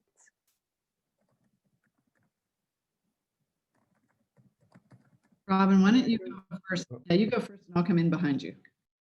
Okay, Naga, can I come in? Of course. Yeah, no, I think this is, this is a great question, and this is a key question and challenge that faces us. And I think, looking from the perspective of a vertical program like but same with measles, polio, and so on. I mean, vertical immunization initiatives have been criticized for being too campaign oriented and not investing adequately in improving routine systems. We also have to, as Blaise says, routine systems are, when routine systems are weak, kids don't have access, or people don't have access to a range of antigens. It's not one or the other, and I think we have to look at it as such. But also remember that immunization has reached more people than most other interventions, and so it's really important context by context to identify where we are missing kids, whether it's in routine services, but even in campaigns. And a large number of these zero dose kids, as Kate mentioned, and I think this is where the zero dose focus is really important. Zero dose kids don't randomly appear in populations. They are clustered in some of the most underserved communities, conflict affected, remote, rural, urban slums. And it's really important to go country by country, context by context, subnational by subnational, to really identify where these pockets of unvaccinated are and try to reach them effectively using service delivery modalities that actually work. Kate touched upon a number of these. Simple timing of vaccination can hugely improve coverage and has been proved to do so in urban poor contexts. Things like weekend vaccination. So once you go out and identify where the bottlenecks are, it is possible to identify even cost neutral strategies that would actually get us to improve coverage levels. And I think it's imperative on all of us, irrespective of what antigen or what disease that we work on, is to contribute our understanding of the context of the communities to address immunity gaps. Kate, over to you. I'll add a couple of things. Agree with everything that Robin has said. A couple of things just to add to that. One is to the assessment of how gender is also playing into missing out on vaccines. And that is absolutely not about the gender of the children who are the beneficiaries of the vaccine, the children who are immunized, but it's much more about how gender of the, as relates to hours of clinics, who can go to a clinic, who are the workers who go to, who are delivering services, who are the leaders who are making decisions, where's the decision-making sitting. So I think one area that I think is emphasized quite a bit, both in the routine immunization program and in IA 2030 is looking at gender. The second I want to comment on is about campaigns and the effectiveness of campaigns in actually immunizing those people who are otherwise unimmunized. So much is being learned and is being deployed then in ways of improving campaigns that I think is really critical for the effectiveness of all of the antigens for which we deliver campaigns. And then the third point is around the tailoring, that I think we have spent many months and years evaluating why children and older children and young adults miss out on vaccines. And it's really less about it being a mystery about why it happens, but understanding in each specific context what parts of the list of things that result in failure of immunization programs to reach people is at play in that particular area, So for IA 2030 and for this whole Gavi 5.0 strategy period, it's really about focusing on tailored approaches and working very much to identify those things that can specifically be delivered in that community that will actually move the needle in that community. So those were just 3 more points that I wanted to add to the excellent points that Robin raised. Thank you. Thank you both. We have a hand up. We have Andre Bita from WHO Afro with your hand up. Please go ahead, Andre, if you haven't been unmuted, unmute yourself and please go ahead. Okay, thank you very much and congratulations for all this presentation. Just to say that I have already put in the chat that within the context of pandemic COVID-19 in Cameroon, with the support of ICG, over 1 million persons have been vaccinated with multivalent vaccine against meningitis. And the operational costs was $0.85 US, 0.65, taken in consideration IPC measure, especially PPE, protective personal equipment. So just to share this experience, operational cost, and also the days that were extended. Thank you. Over. Thank you for that. Colleagues, it is possible to raise your hand from the floor. I know that mostly we've been in Slido, but sometimes when we have a little bit more time, we can take questions from the Zoom as well. But just because we have only a few short minutes, I thought I'd take Chair's prerogative again and ask Robin and Kate a question. Is there a silver lining to COVID, or is it too early to say? Kate, you want to go first? Oh, sure. Thanks, Robin. Appreciate that. Listen, there has to be a silver lining to COVID. And I think the answer can only be yes. We have to, first of all, we have to make it yes. And I don't want to be sort of, just a pie in the sky, glass half full kind of person. Let's get specific about what yes means. The first is, I think it doesn't escape anybody that we're in the mess that we're in right now with respect to COVID disease, because we don't have preventive measures for COVID. And I think the world's attention is on the results of vaccine clinical trials, and then what it means to actually be able to deploy those vaccines, notwithstanding the issues that are out there with respect to access and with respect to uncertainty, hesitancy, and misinformation that's out there about COVID vaccines. But the world's attention is on vaccines in a way that I think really never has been before. And interestingly, these are adult vaccines at this point. And so it really has turned the attention from what is a vaccination program about towards adults who are the decision makers at the political level, at the community level, at the leadership level, in families. And so I do think that there's something really profound and powerful about this. The second thing that I think COVID offers us in terms of opportunities that we have to seize is what I was speaking about before, which is what are those leapfrogging opportunities that we have with the amount of money that is flowing into vaccination programs around the world, seizing innovations in order to embed those within routine programs and not just for COVID. So that can mean digital tools for electronically identifying who's been immunized and serving as an individual immunization record. That's just one example of things.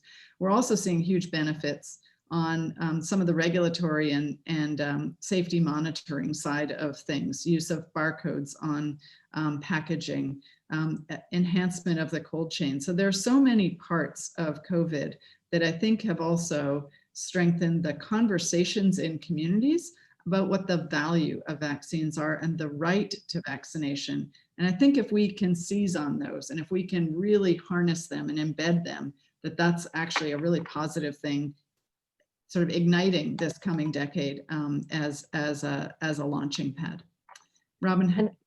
Robin, as you speak, keep in mind that every minute you speak, you're chewing into people's break time. So with that in mind, use the incredible communications capacity that UNICEF has to just tell us what your gut is on the silver lining of COVID. Yeah, I'll do my best, but start with Kate saying that we've got to make it an opportunity. I think that was a great starting point.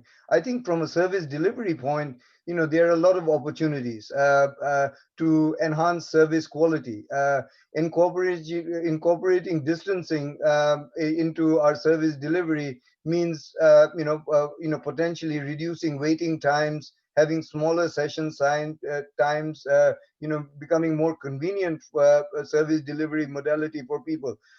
IPC practices, improving hand hygiene, IPC in general in health facilities, opportunity to bring water into health facilities. I mean, it's ridiculous that we have to have a crisis like this to raise the importance of water and sanitation in health facilities. From a preventive health perspective, I think this is a huge opportunity to politically raise the importance of primary health care and resilience of primary health care, including community structures as the front line. And I think, as Kate says, as we target adults, as we target health workers, we have the opportunities to protect the elderly, the high-risk groups, and health workers to other threats beyond COVID-19 as well. Kate has talked about the opportunities for innovations, but I just want to end with a really important thing that as immunization we can really push forward is on AEFI surveillance and response. I mean, that's going to be really important that we do this right as we deliver COVID-19 vaccines, and that would benefit the broader immunization program as well. I hope I didn't eat into too much of your break time. I spoke as fast as possible. Thank you, Robin. Just 2 minutes, just 2 minutes. I think we can handle a 2-minute delay. So colleagues, let's take 9 minutes off and come back at 20 minutes past the hour for the final session. We're showing the photo montage that we had yesterday again. That's where you can see colleagues actually active in the field. I'll use this moment to say that we just received photographs today from the response in Nigeria as well. We sent a photographer to capture the work that's being done in the campaign there. So please enjoy the photo montage. Thank you so much for everyone in this session, particular Robin joining us from a distance, and Blaise, and see you back here at 20 past the hour. Thank you.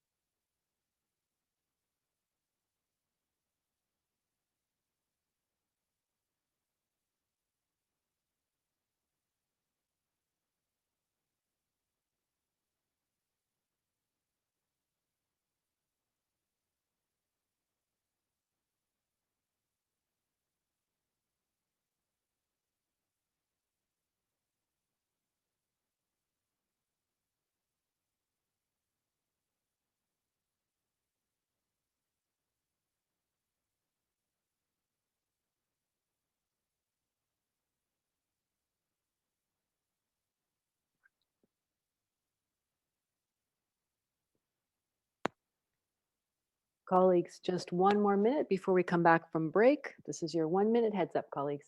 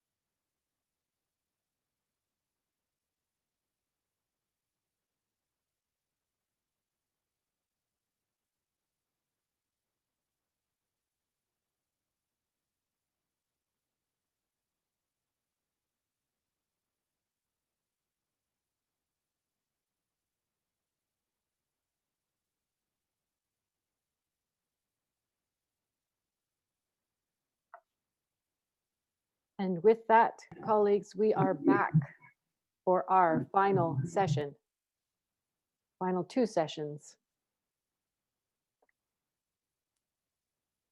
I hope you've all been able to rejoin us again. We were, I'm just getting this information here, we were 140 participants at our highest moment today. We were 175 yesterday, I think. It's been relatively stable throughout the day, which is really quite nice.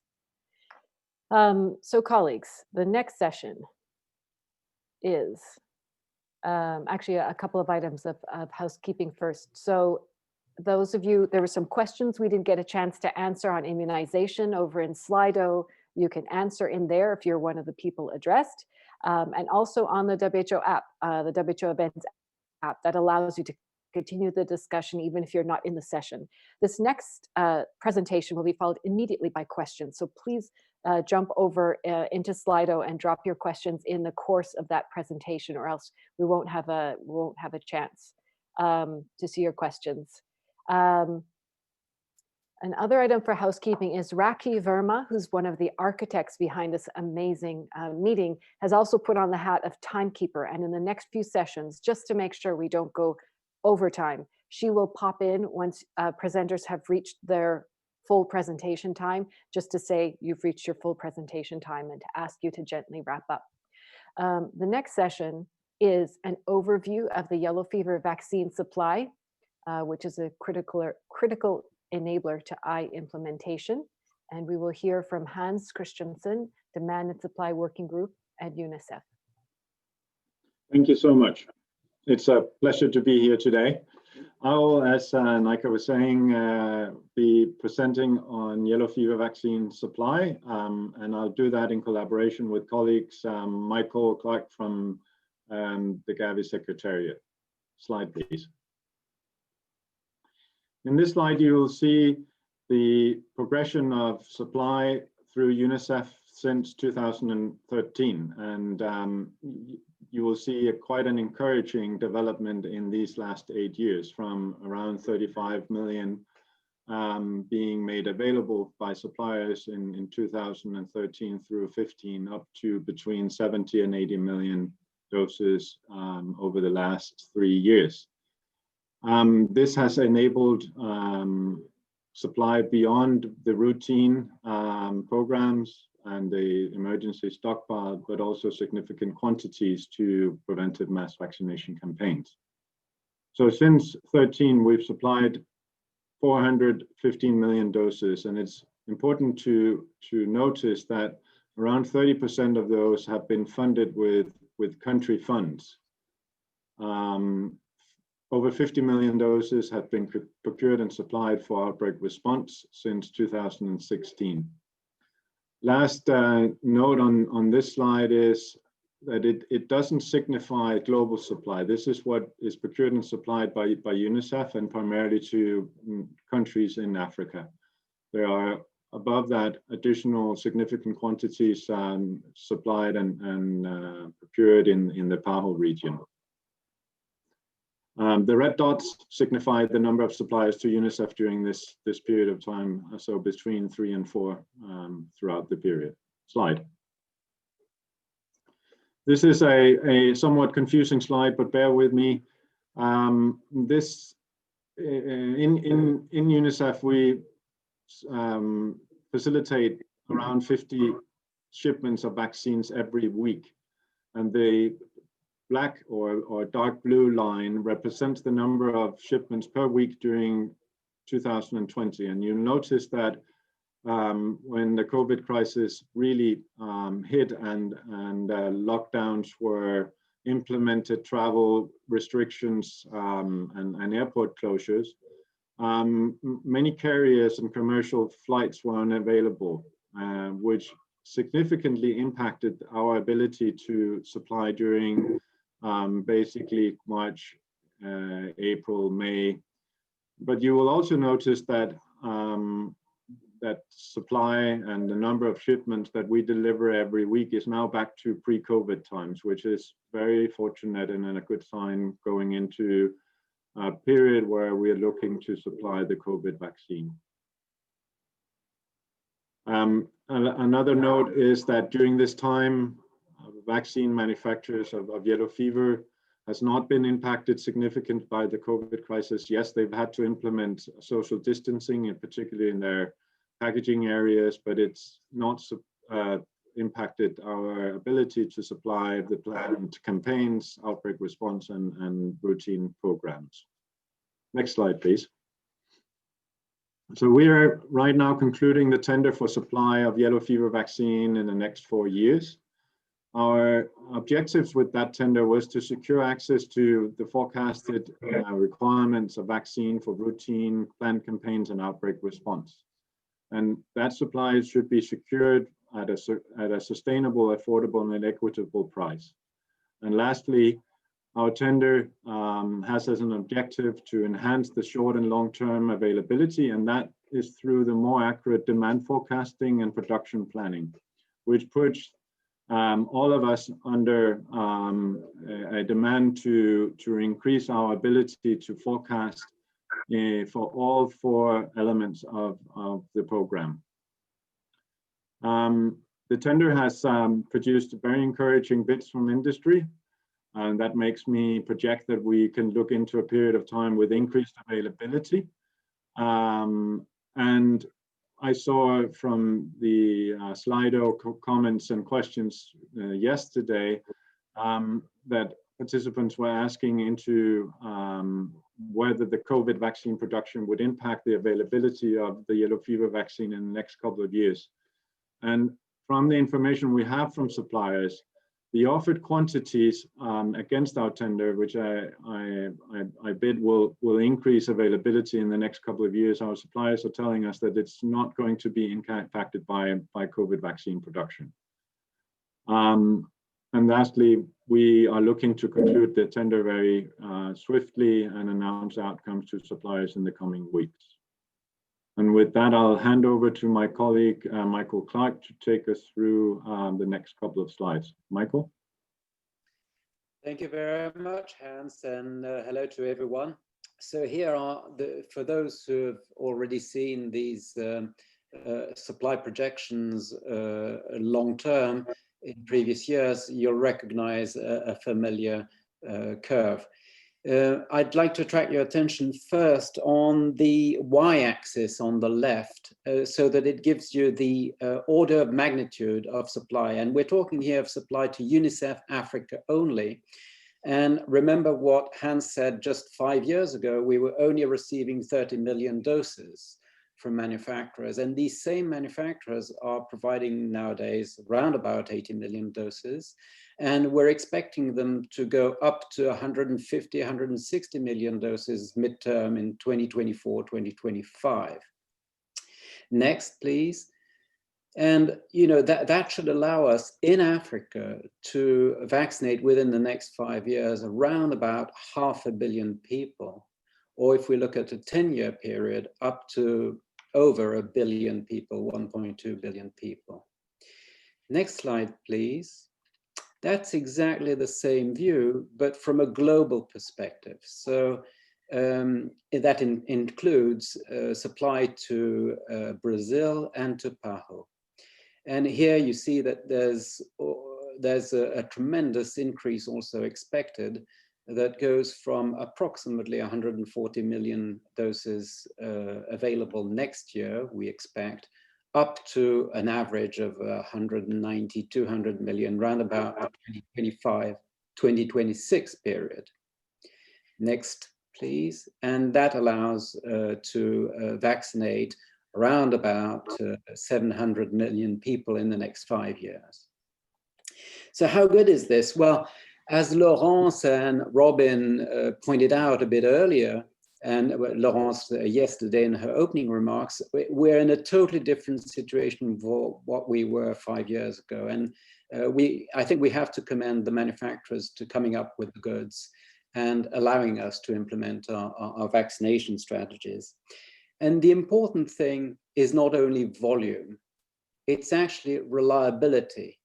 And Hans will confirm that reliability has increased significantly over the past few years and is expected to continue that way. So my concluding remarks goes back to what Blaise was telling us earlier, and he was sharing the achievements of the countries and his optimistic view for the future. And on our side, we are pretty confident that the supply will allow Blaise and colleagues to achieve their mission and their ambition. Over to you, Nika, for any discussions we may wish to have. Thank you. And thank you so much, Michael, for joining us as a surprise guest. So happy to have you with us. We don't have any questions in Slido yet, so I think what we might do is just ask people to go ahead and raise your hands in Zoom in the classic Zoom meeting style. Raise your hand if you have questions for this session. We're going to discuss right away, and then we'll move on to the final session. Hans, the question you addressed was the one question we had. So thank you for already speaking to that question, and also for using Slido. Much appreciated. Your skill level is very high. Jen helped me a lot there. Thank you. That's great. Does anyone, I can't see the hands up myself in the interface I have. Does anyone see if there are hands up? Oh, yeah, we do. We have one question. What is the plan to mobilize vaccine supplies should the disease spread to cause outbreaks in Asia? What is the plan to mobilize vaccine supplies should the disease, presumably COVID, spread to cause outbreaks in Asia, presumably where vaccines are manufactured? That's right. Or do you mean yellow fever? What is the plan to mobilize vaccine supplies should the disease spread to cause outbreaks in Asia? Well, I'll go first, and then Michael, you can chime in. So the projections, and I agree very much with what Michael was showing for future supply is the situation as it looks today with the current demand scenario. We have seen suppliers been able to respond to unforecasted or sudden developments, especially we saw it in 2016, where the supply slide I showed earlier had quite a significant jump from around 30 to around 50 million. And that was a result of suppliers' combined effort to really make as much available and generating availability of close to 30 million doses for outbreak response. I'm not going to suggest that they will be able to jump in a similar manner should the disease spread to new areas or an outbreak occur in an area where the disease hasn't been seen before, and therefore there is no routine coverage. But if the disease spreads, I think we will see a supplier and an industry making all efforts to enable additional supply and appropriate response in those areas. Thank you. Michael, did you have anything? Just to mention that there may be some new suppliers in the coming years that actually come from Asia. All current suppliers are out of Asia, but some may come in the future. And with the COVID experience, I'd be quite optimistic, like Hans, that we would be able to manage minor outbreaks. The issue would come if there was a kind of a political, I don't like to use the word, but political panic where you would want to vaccinate everyone in a region. And here we would need a few years to achieve that level of supply for sure. But let's face it, the I is all about avoiding this scenario. So let's get our act together with I, and we won't have that scenario to deal with. Thank you. Thanks very much. With that, we conclude this session. Colleagues, we're in the home stretch and we have nothing but more interesting sessions for you, and a couple of polls coming up as well. I think people enjoyed the polls yesterday, and the ones today are both useful and interesting as well. So this next session, we're into session number 7, priorities ahead for the I strategy. There's 3 sessions, 3 sessions within it, and then we'll have a discussion with a poll in the 4th section. Just so to keep us on in time, I had next to Matt Steele from the Bill and Melinda Gates Foundation on yellow fever risk control and I value proposition. Hi everyone, can everyone hear me? A little bit faint. If you could move closer to your microphone, sure. That would be great. Thank you. Sure. No, sorry about that.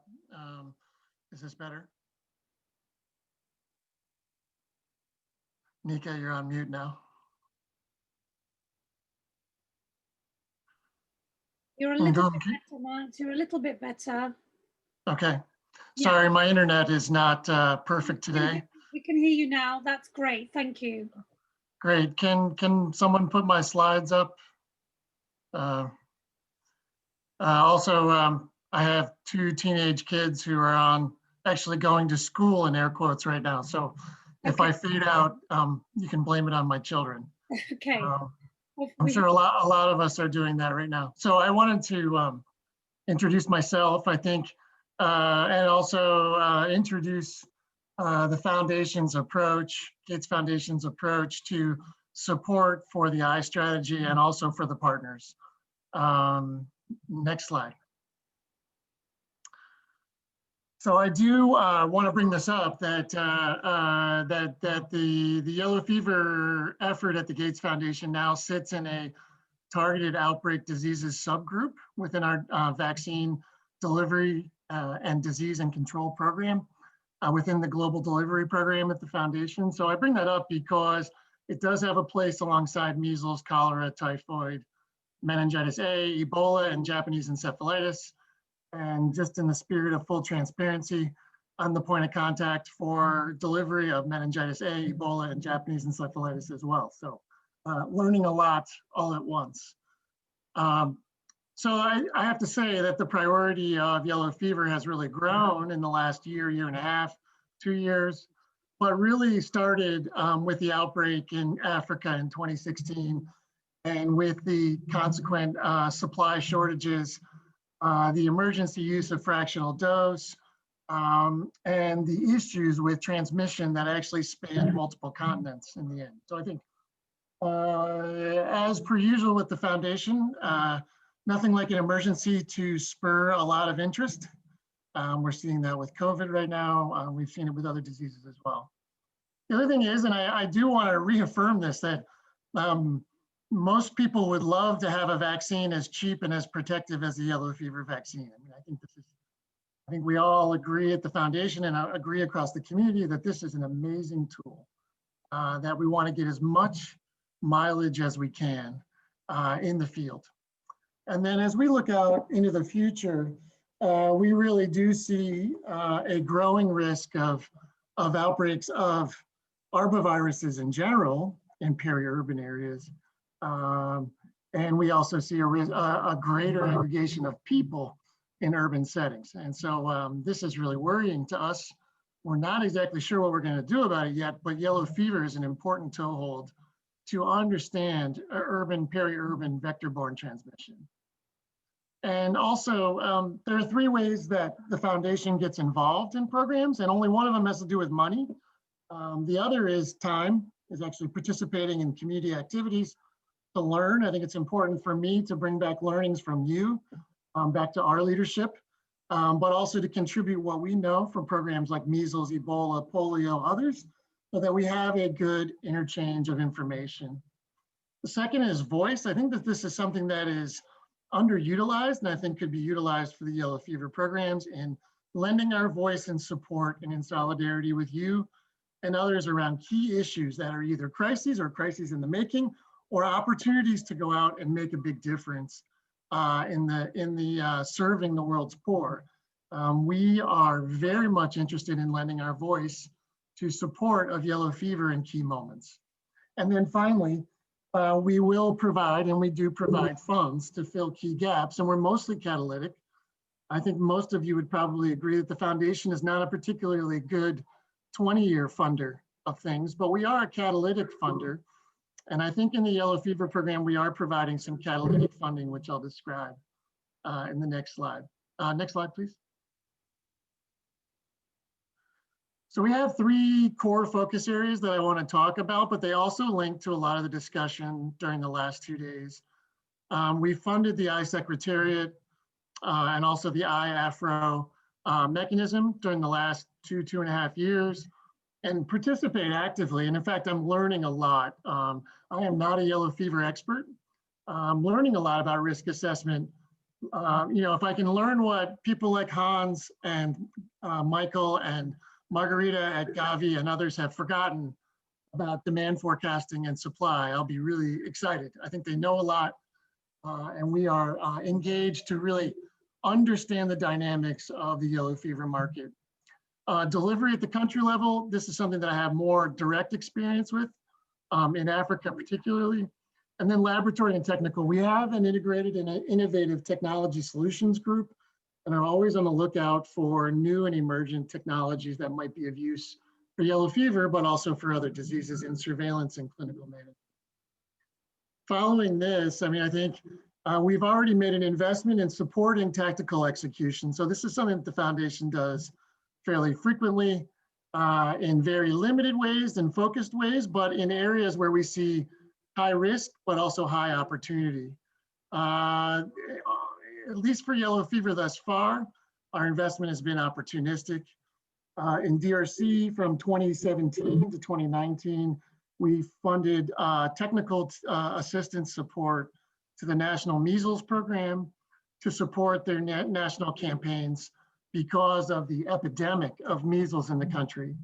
We've repurposed that support now to continue on with yellow fever. And as Blaise mentioned, part of the yellow fever campaign support also involves finding 0-dose measles kids in areas where we're rolling out yellow fever vaccine and campaigns. So we are looking also to embed innovative aspects, but also find ways to increase coverage of other key antigens at the same time. Following that, and then I think, we've been in discussions already with Nigeria about 2021 and also other stakeholders around the potential to support Nigeria. I think that the support for tactical activities is key for us to sustain momentum in key areas that have high vulnerability and high outbreak risk, but also to learn about what are the best ways to locally adapt standards to meet community and population needs.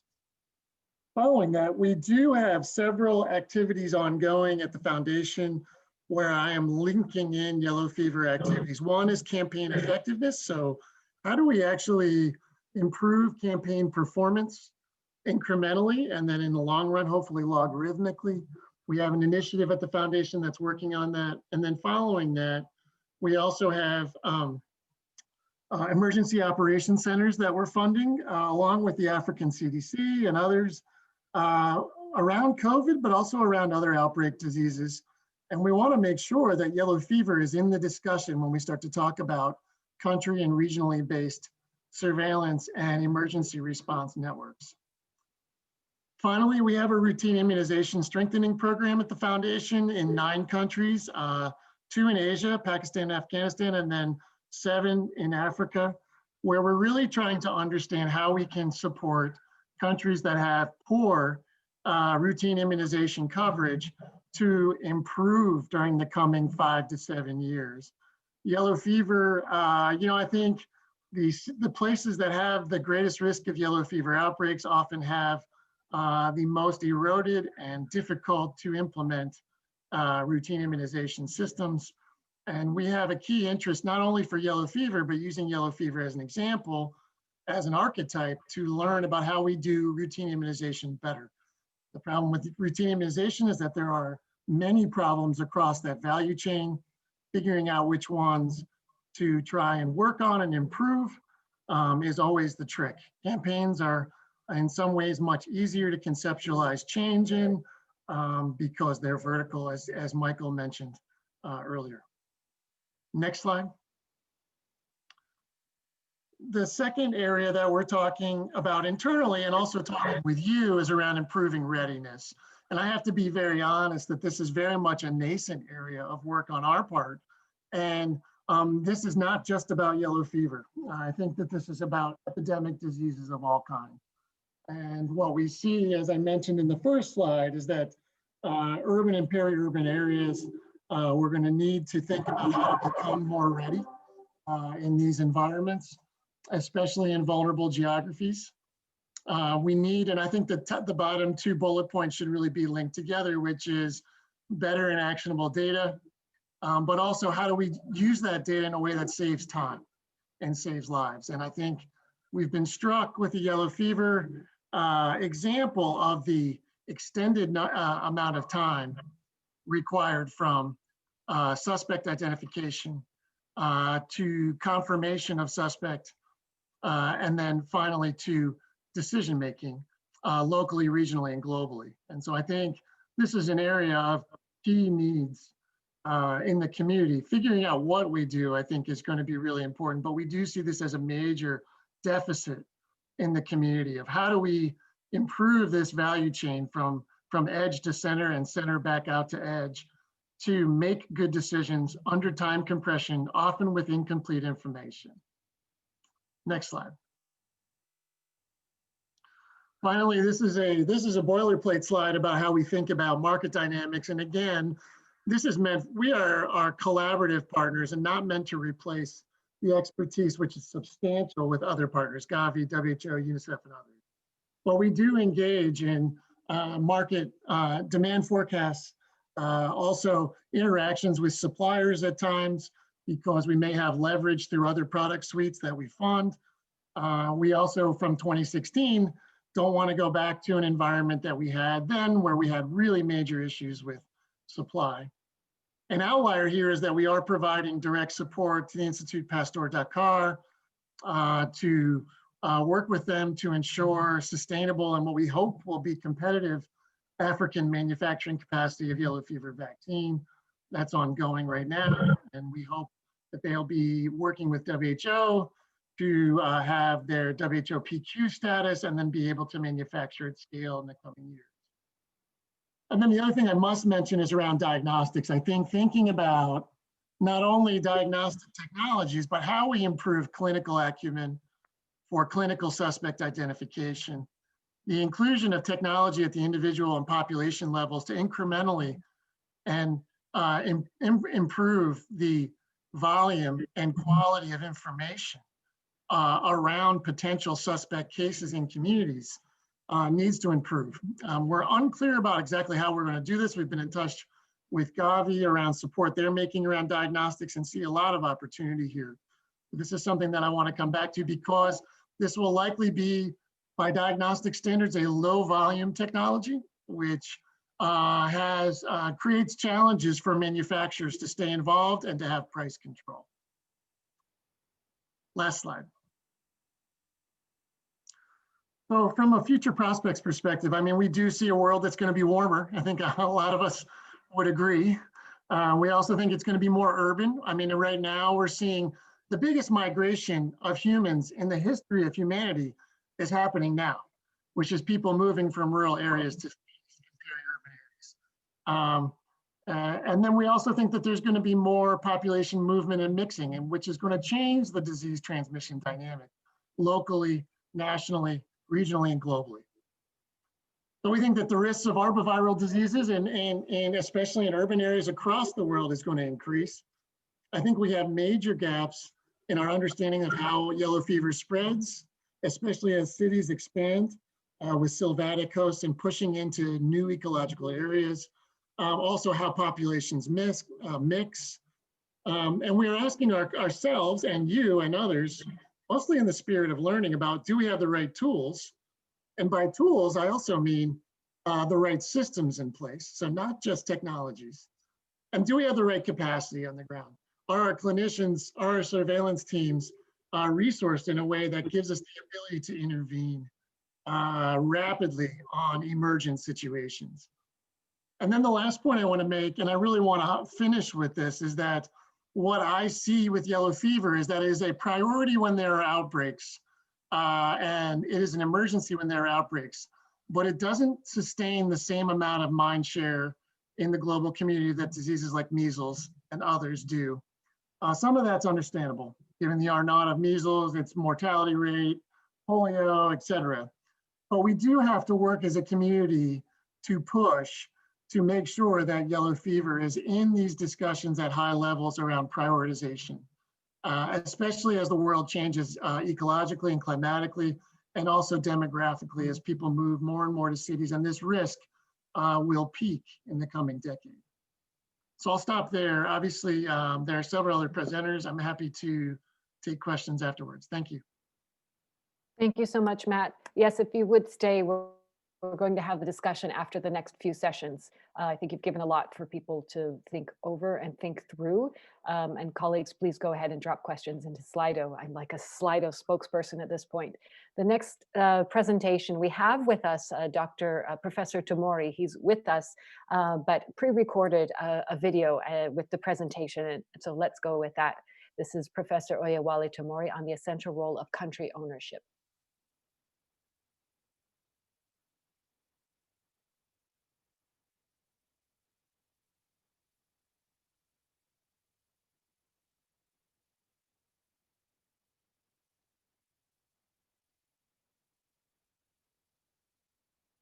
Just stand by as we get that up.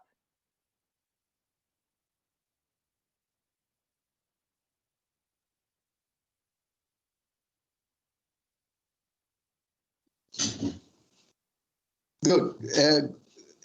An epidemic or a public health event that starts anywhere in the world can also has the potential of getting to every part of the world. We saw the situation with Ebola in West Africa in 2014, starting from Meliandu, a very small village. And at the end, 2.5 years later, they had spread into more than 11 countries with 28,000 people infected and over 11,000 dying. And only in December this year, we had, December of last year, sorry, we had COVID-19. We started in Wuhan, and is now spread to more than 190 countries with over 52 million cases and over 1.5 million deaths. What has happened with Ebola and COVID can also happen with yellow fever. I think the danger that we had in the situation with those was that we didn't even know where this disease was going to start from. So also we're having a situation with yellow fever, which has been with us for the last 300 years. And yet we're still getting outbreaks in different parts. In fact, currently we have possibility an outbreak in Nigeria, in one of the states of Nigeria. I think the message that we see from those diseases is the fact that for the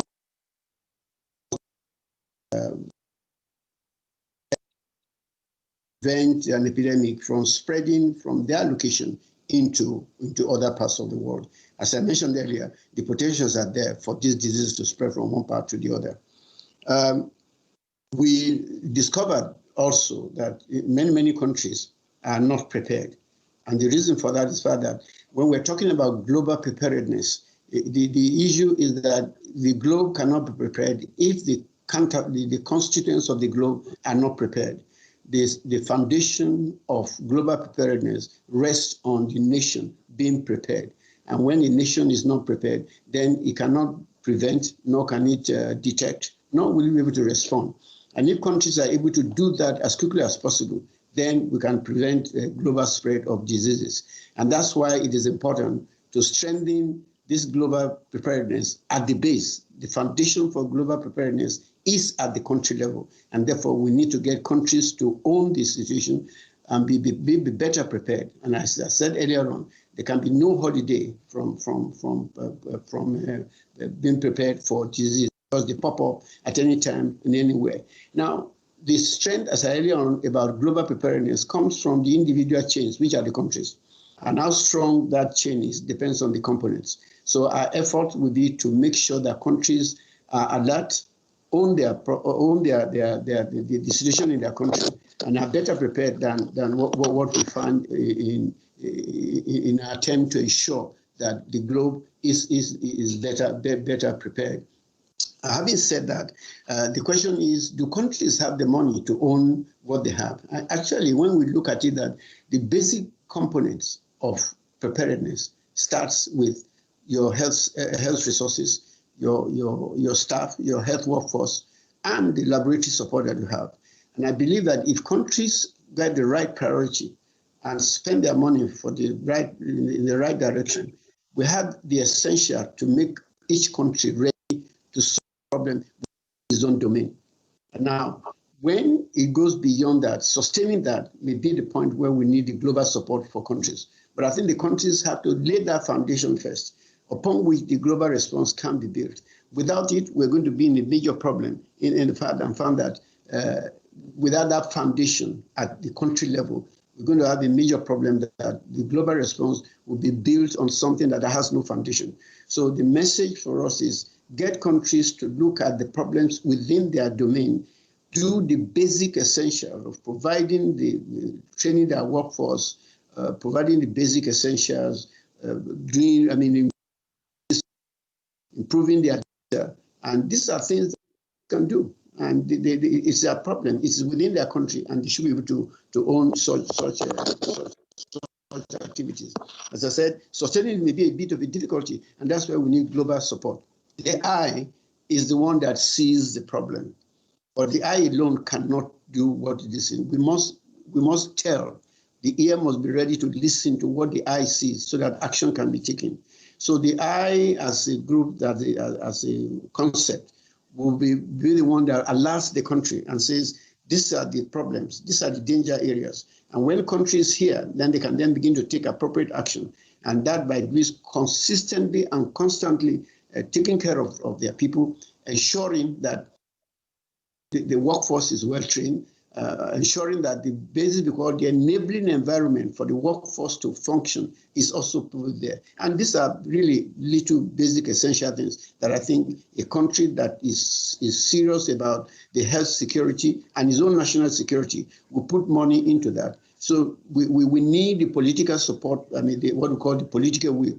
But more than political will, we need political commitment.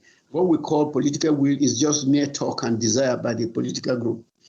They need to back this up with funding and that desire to move forward to make sure that their talk comes up, they work with their talk. And I think the talking and the working must go together. Otherwise, we run into a major problem, which we just merely talk and do nothing about it. And so that's where the eye comes in. I keep saying it.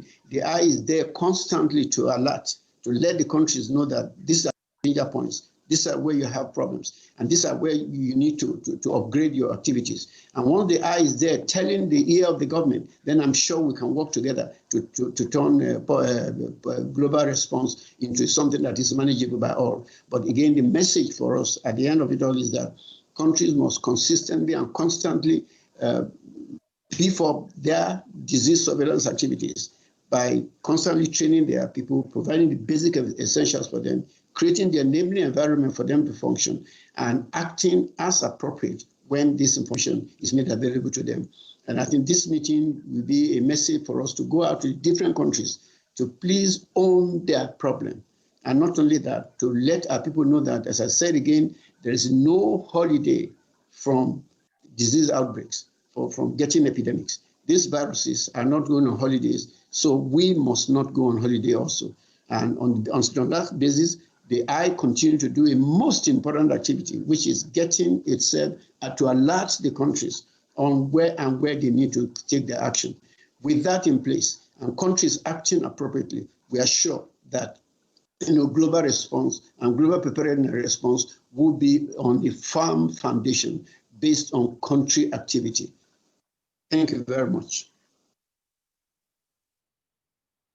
Thank you to Professor Tomori. Thank you so much for the analogy of the eye and the ear and the walk the talk idea as well. Professor Tomori, we played the video just to be sure there was no connection problems, but since you are here with us, is there anything you would like to add now as well, since you can speak to us in person? Thank you, Nika. Can you hear me? Yes, we can. Thank you very much. I just wanted to add also that country ownership, we need international agencies and partners to be more proactive in winning countries of dependency and actively encouraging country ownership. I want to give just two examples. Nigeria's refusal to graduate from Gavi dependency should not have been encouraged. Secondly, Nigeria's continued dependence on Dakar for confirmation of lab diagnosis is untenable in the face of both in-country high-level human capacity and proven expertise for high-level and high-quality yellow fever diagnosis. We should appreciate that a few countries are a bit ahead of WHO standard for yellow fever laboratory diagnosis. Over. Thank you. Thank you, Professor. It's so nice to have you here with us. Please, I hope you're able to stay for the discussion, which will come up after Yes, I'll wait. Great, thank you. So the next session is priority areas of work. It's a session where we were here about 3 priority areas, ones that weren't covered before. So surveillance and immunity gaps were addressed yesterday. But today we're looking at routine immunization and urban readiness. The first is with Yodit Salemariam. Yodit, are you able to join us now?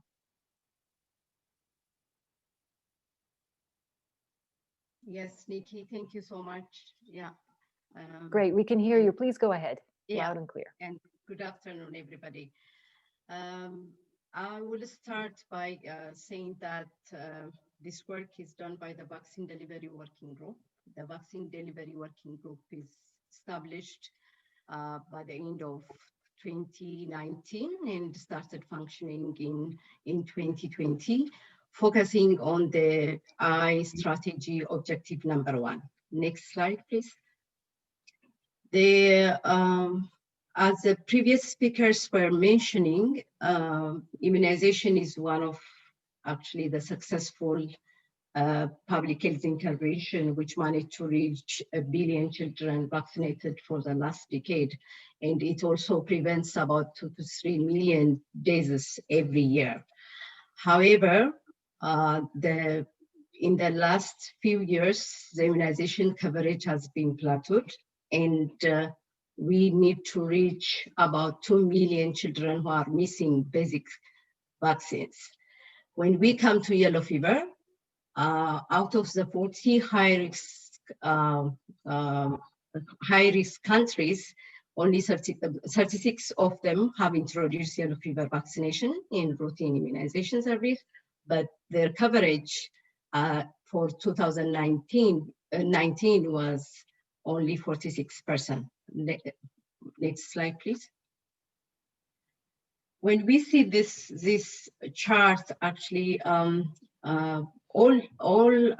African countries, yellow fever high-risk African countries, provide yellow fever vaccination at the age of 9 months, same time as measles. And when we look at the coverage, about 10 of these countries are performing less than 70% coverage. But what we need to note here is this low coverage is not specific or unique to yellow fever. It is almost the same for measles. So this tells us the issue of routine immunization is a bigger issue, more of a health system issue. So we need to address it collectively. And as it has been said by Robin and others earlier, we, instead of focusing on one single antigen, we need to actually address this issue collectively. Next slide, please. In the Latin American and Caribbean countries, the coverage relatively are looking better, but at the same time, what we note from this actually coverage is there is a big difference in some of the countries between yellow fever vaccination and measles vaccination. If you see Brazil, Peru, and others, the gap between yellow fever vaccination and vaccination coverage and measles vaccination coverage is relatively high. So we need to focus on that and work toward just closing this coverage gap. Next slide, please. Yeah, I would like also to say that there is really a significant kind of progress made in introduction of measles second dose, not only actually in terms of the increased number of countries introduced measles second dose, but also in terms of coverage. You can see it in the graph that there is really progress, continuous progress in coverage. And also for African region, for example, out of the 27 high-risk countries for yellow fever, 15 of them have measles second dose in their routine schedule. And when we come to the Americas, all of them have measles second dose in their routine immunization schedule. But what I would like to emphasize here is this MCV2 platform actually provides an opportunity to improve the yellow fever vaccination coverage. But the question here is, are we utilizing that? Next slide, please. So the Vaccine Delivery Working Group in 2020 have been working actually towards increasing vaccine demand and population immunity by strengthening routine immunization, delivery, and optimizing campaign performance. We have like a number of activities, and the group started implementing a number of activities in 2020. However, we have like limited progress in 2020. The reason is obviously due to the COVID pandemic, but in addition to that, actually, it has been also a learning period for the Vaccine Delivery Working Group. Next slide, please. So now the last slide, I just, in this slide, what I am going to discuss is the priorities that the Vaccine Delivery Working Group is planning. Actually, I will not say planning as such, but it is like in the thought level to work more on advocacy, especially in collaboration with the regional offices, to increase yellow fever vaccine visibility, and more to work actually and leverage other cross-cutting strategies, especially like the Measles Rubella Initiative Working Group, which are doing similar kind of activities. And we need to work closely with other initiatives and also be able to use the second year of life platform more for yellow fever. And what we have noted also in our practice in 2020, on the yellow fever front, there is actually less documentation, and also there is we are weak on operational research areas. So these are the areas we would like also to focus in the coming years. The other activity that we will closely work with the regional offices is to assist countries actually to develop tailored kind of vaccination strategy, not only focusing on yellow fever, but working closely with the breeder group, especially by using sub-national data, and focus on equity at the same time to reach unreached children. Integration is a strategic priority for the Immunization Agenda 2020 and also for the Gavi 5.0. We are thinking of focusing on integrated service approach, not only for the vaccine delivery, but in general service focus like health system strengthening areas. What I would like to, before finishing, what I would like to say is these are some of our thoughts to prioritize for the vaccine delivery working group. But at the same time, we are also thinking to revisit our strategies and our focus areas in for 2021, learning from what we faced in 2020 in the coming months. Hopefully in December, we are planning to have a meeting as a vaccine delivery working group, and we may be able also to involve more communities to support us in strategic thinking to set our priorities for 2021. I would like to finish here and thank you.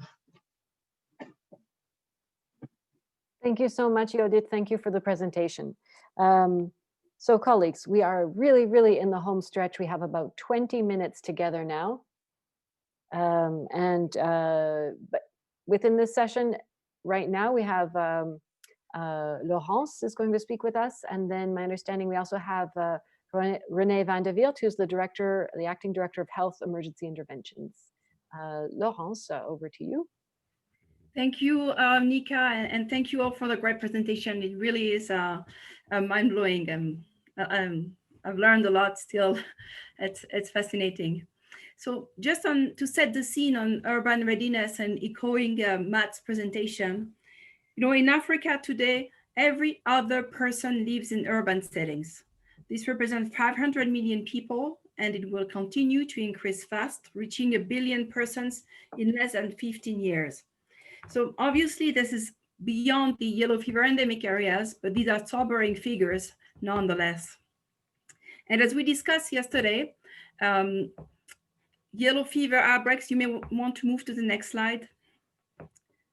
Yeah, thanks, are very dramatic events with potential to exhaust the global yellow fever vaccine supply has happened in 2016, with implications on the response per se, but also on the long-term preventive activities that rely on the same vaccine supply. So although the risk of urban outbreaks has increased, the source of infection remains in sylvatic settings, and this is where our preventive and protection efforts are focusing for now. But in the meantime, until we have been able to fully protect our population in urban settings, we need to be prepared to detect and respond to yellow fever urban outbreaks, and we need to be ready. We've gained experience from the Angola and DRC responses, from the preemptive interventions in Brazil, and from historical outbreak response in Abidjan, for instance, quite some time ago. But in the most recent instances, we had to resort to fractional yellow fever vaccination to meet the acute demand surge in a timely fashion. And this created a whole other set of challenges with responses that had to be found on the fly. So we have knowledge and expertise that could be pulled together, but we don't have a plan yet. And that's what we're going to discuss today, how we can manage yellow fever urban risk and build urban readiness. Next slide, please. So the vision is to go beyond outbreak response and to develop comprehensive yellow fever urban risk management that includes surveillance and risk monitoring, preparedness, readiness, response, and recovery elements.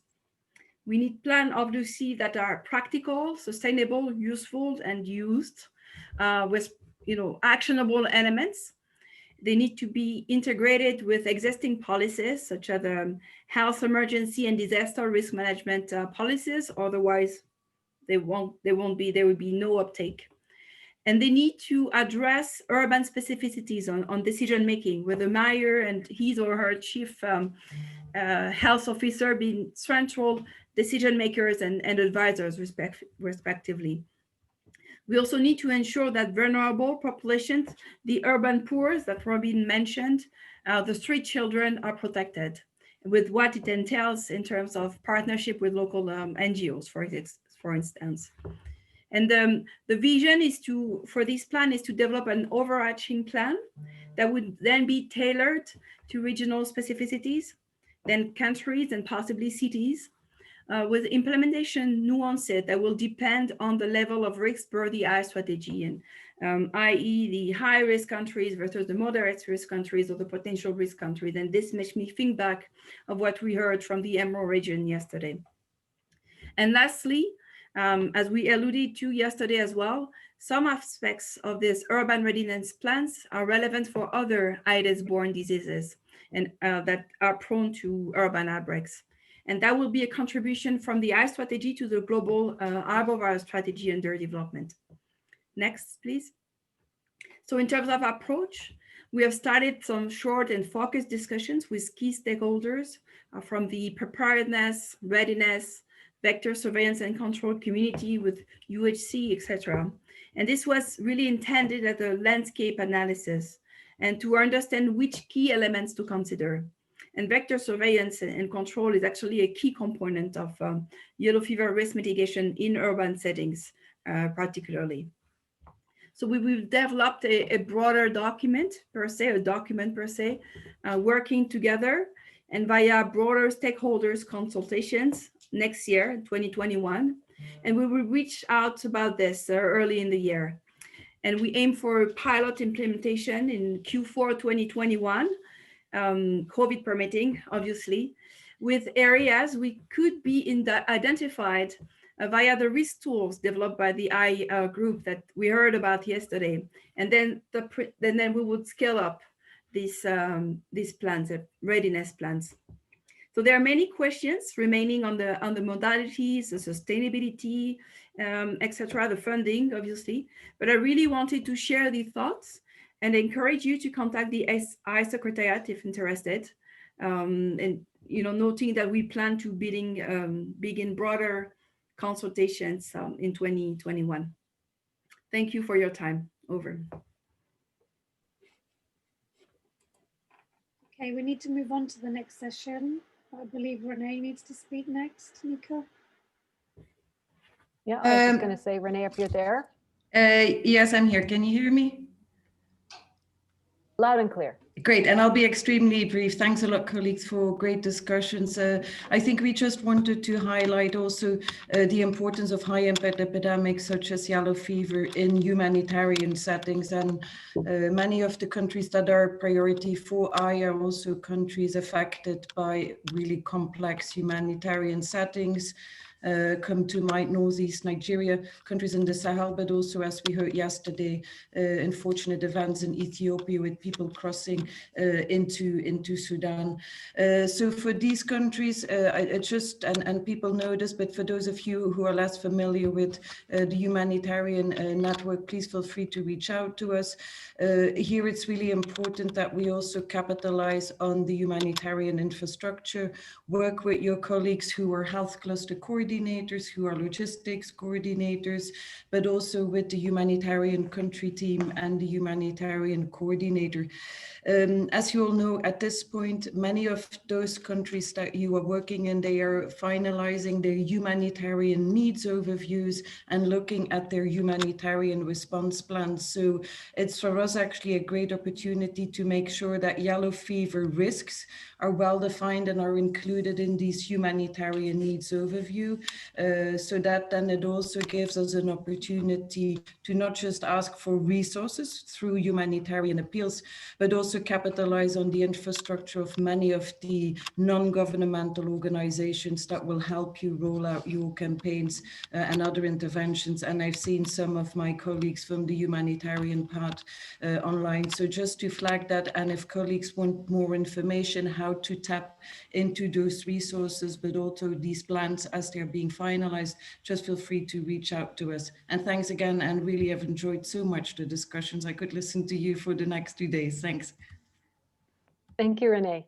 So we have a bit of a time crunch, colleagues. We have 12 minutes left. We have more than 12 minutes worth of content. So I'm going to make an executive decision. What we were going to do next is we're going to do a poll. What we were going to do this next is a poll on the concept of country twinning and mentoring. This was an idea that was presented in Brasilia at a previous partners meeting, but that will take a little bit of time. So what I'll do now is we're going to do a poll instead on this entire 2 days to see what worked for you. It's really important for us to get that feedback from you. So we'll do that poll now. Then we'll do a wrap up. The wrap up's going to take a little bit more time because we felt it was so important to hear from all the regions in our wrap up session rather than just having me say goodbye to you. So we're going to move things around a little bit. And of course, you're not obliged to do any part of it or to stay later if you have something else. So next we're going to go to the feedback poll. Then we're going to a thank you and closing with representatives from each of the regions. And then after time, we're going to run a poll on the ways of working and the country twinning, and just very quickly you can make your choices there. So right now, if we can, colleagues, we're going to post the feedback poll. Yes, thank you. For the ease of the translators, the interpreters, I'm not sure you can see it, so I will read out the 3 questions. And colleagues, just go ahead, move your mouse, and you can click. Number 1, question 1. I feel well informed about the Eliminate Yellow Fever Epidemic Strategies progress to date. That's the first question. Do you strongly agree with that statement? Agree, have no opinion, disagree, or strongly disagree? Question 1. Question 2. I feel well informed about the I strategy's future plans. So the first one was on progress. The second question is on future plans. And the third one is, I have found this to be a useful forum for experience and knowledge sharing on yellow fever. And there you have the same answers, potential answers: strongly agree, agree, no opinion, disagree, strongly disagree.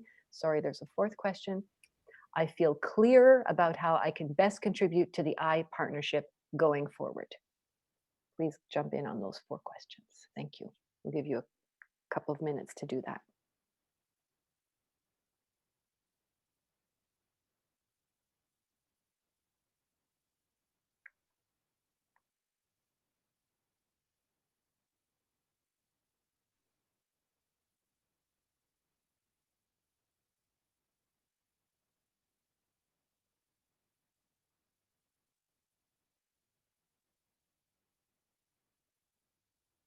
I'm filling it myself at the moment.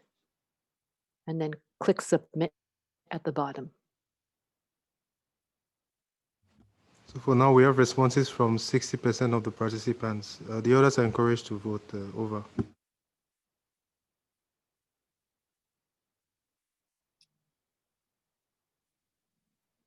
Thank you, Agum. And the sooner we get a larger majority of people, the quicker we can move on to the ending session, and you're free to go. Unfortunately, I can't read through the questions again because after I've submitted, it popped off my screen. So just waiting for everyone to put in their views on the meeting.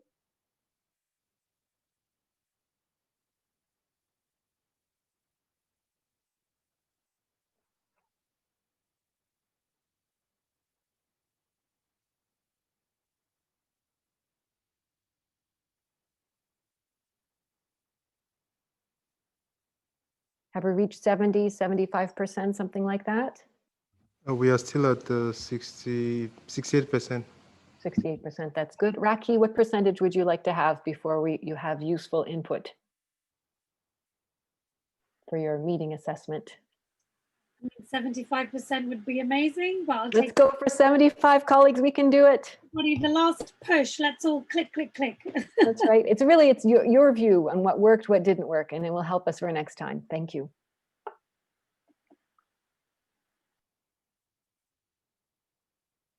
Renee, we can't hear you. I'm just encouraging people. I really want us to get to 75%. Oh. Thank you, Renee.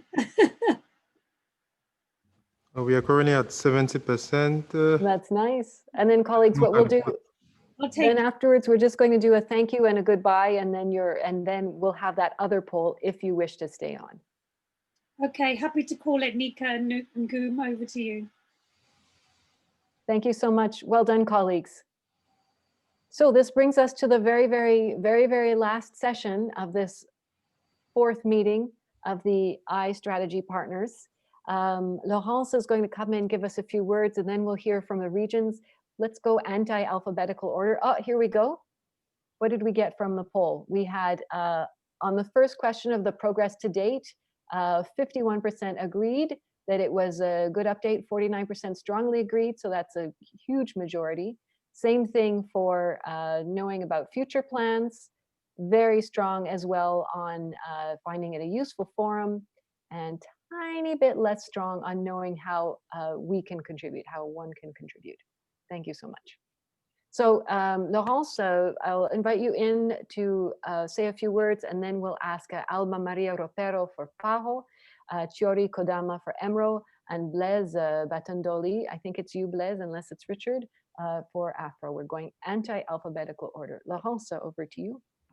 Thank you, Nika, and thank you so much indeed to all the participants to this meeting for your participation to the 4th annual partners meeting. But mostly, really thank you for the remarkable achievements of the I partnership to date. And what we accomplished, the difference made, is really because we work together as a global yellow fever community. And we've made really concrete progress in terms of engagement, coordinations at all levels, improved supply, as we heard, increasing population immunity via preventive campaigns, including in very challenging contexts, the risk assessment, the transparent, streamlined decisions, stronger laboratory capacity in network in Africa, just to name a few.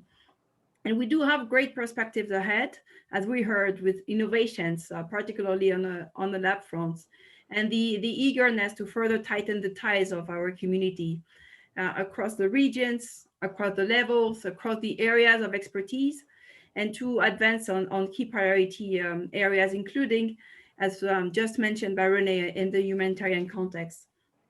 And we need to make sure that the partnership continues and even step up the active supports provided to country when needed.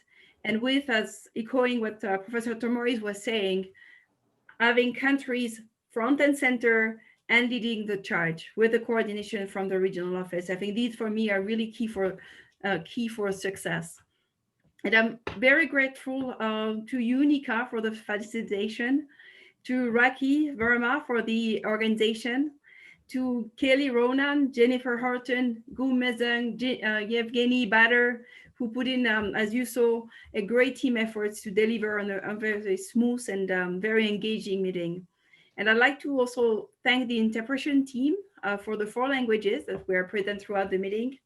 So I'll name them all. Bear with me if I don't say your name well, but we have Martin Ruberi, Tufik Abidchakar, Jihan Sfer, and for the interpretation team and for the interpreters, we have Alison Tippett, Connor Martin, Isabel Briches, Jeremy Engel, Sofia Varela Howell, Casilda Reguero Gonzalez, Menani Clem, Jakaria Topley. And I really wanted to appreciate, again, your efforts.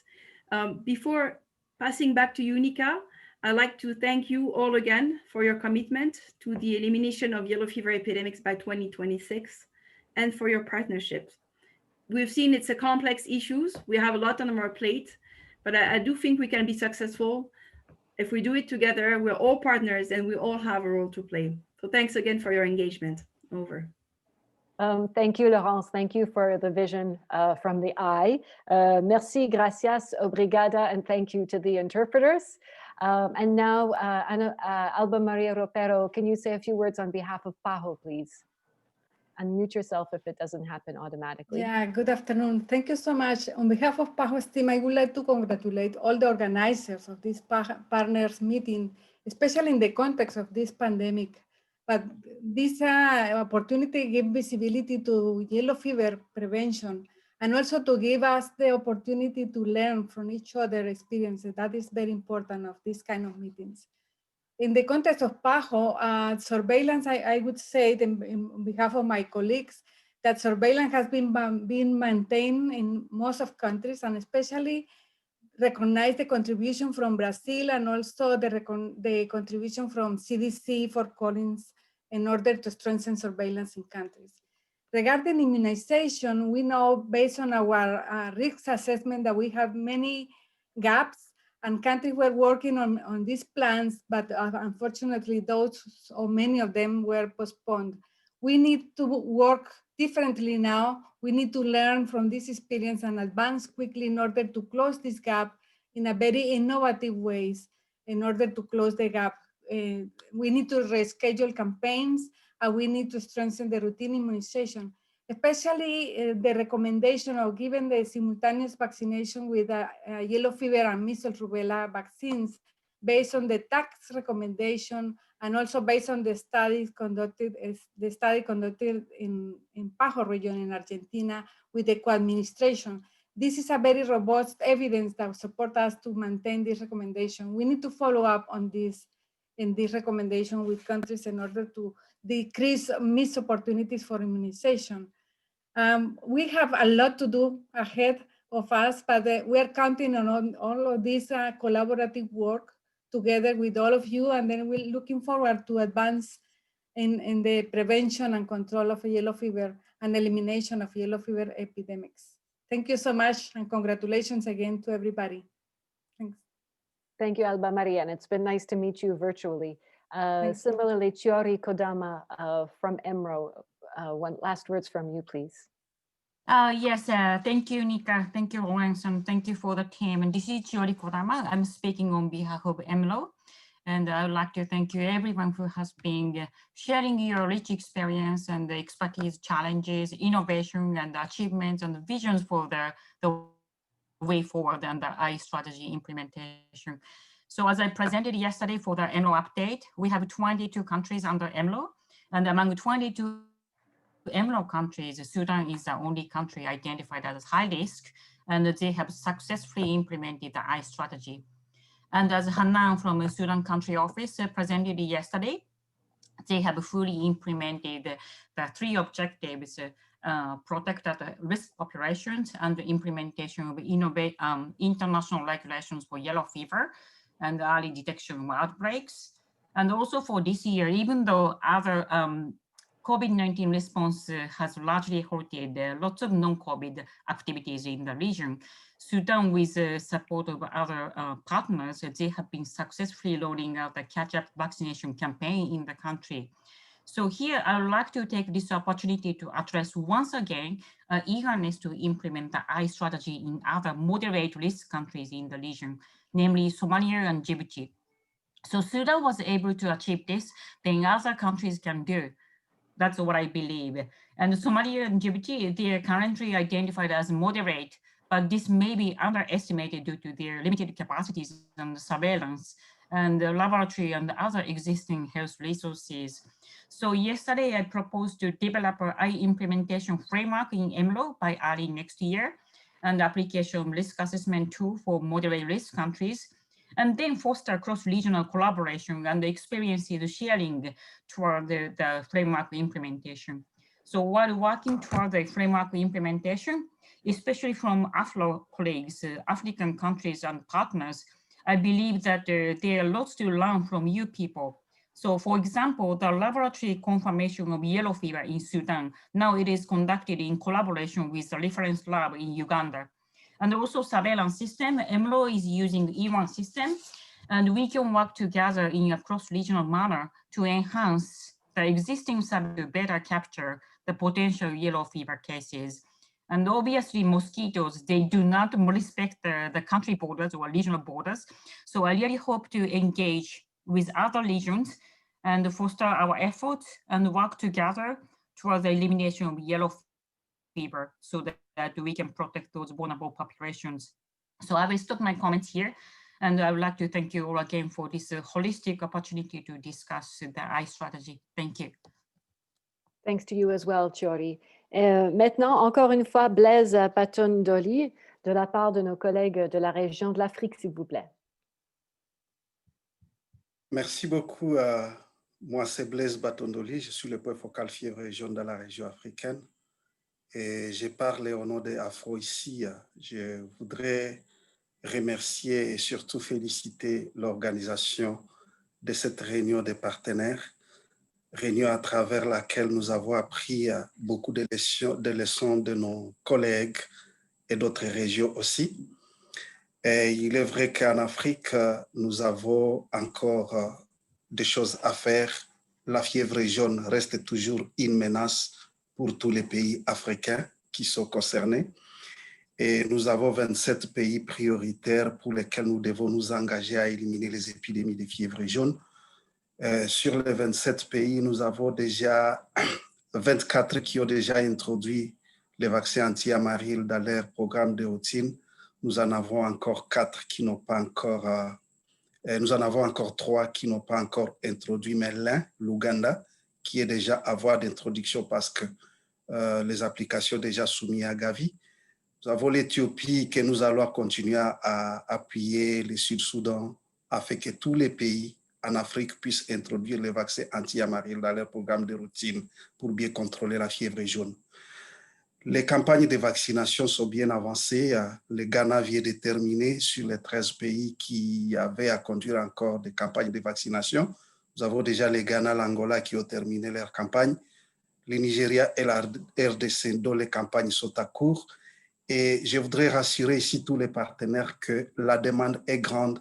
Actuellement, tous les pays au niveau de la région africaine veulent compléter les campagnes de vaccination, raison pour laquelle nous sommes en train de voir encore si les efforts peuvent être faits pour équilibrer la demande et l'offre du vaccin afin de couvrir toute la région avec les campagnes de vaccination. En dehors de ça, il y a encore beaucoup de choses, il y a beaucoup de défis qui sont devant nous, notamment le renforcement de la surveillance pour que la fièvre jaune soit bien contrôlée dans les pays. Et nous avons renforcé aussi les laboratoires, mais aussi renforcer la vaccination de routine qui est une composante majeure dans l'élimination des épidémies de fièvre jaune dans la région africaine.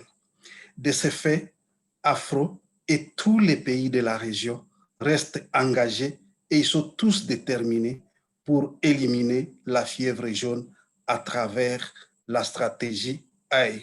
C'est ainsi que nous voulons réitérer l'idée de voir au niveau de la région africaine une initiative forte, une stratégie AI très forte pour que nous puissions aller de l'avant et mettre en œuvre tout ce qui reste devant nous.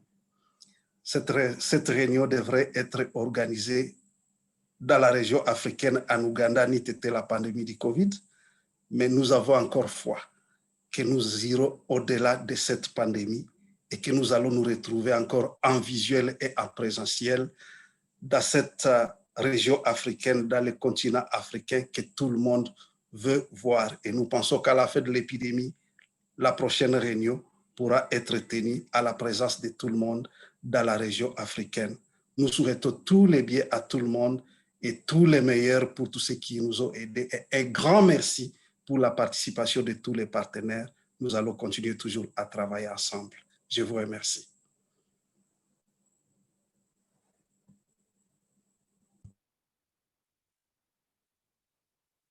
Thank you, Blaise. I think we all have the same wish that we will meet together at some time in the not too distant future, and we'll have very, very strong handshakes and very, very strong hugs. Colleagues, this is it for the formal part of the meeting. Thank you so much, especially those who are with us for both days. Thank you for your engagement. All the presentations and the videos are accessible in Dropbox. You can get on the WHO Events app if you want to continue sharing, and I'm sure the Secretariat will reach out to you with more information in the coming days. So we're going to do this other side poll. If you want to do it, don't feel obliged. And I'm sure there's other ways that we'll be able to solicit your opinion on this, on the country twinning. But for those of you who want to hang around, please do that. It won't take more than 5 minutes, I think. And otherwise, I thank you so much for your time. It's been a real honor and a pleasure to learn from you and see the fantastic work that you're doing. Bye-bye. So for those of you who are staying on, we're going to throw on this next actually, we have a slide, right, Laurence? You're going to run us through what the questions are. Just the background again, this was a concept that was discussed in Brasilia at a previous partners meeting, the idea of having country twinning and mentoring as a way of countries supporting each other more directly. So Laurence, you're going to run through the poll questions, and then we're going to do the poll, and then people can enjoy their Tuesday night.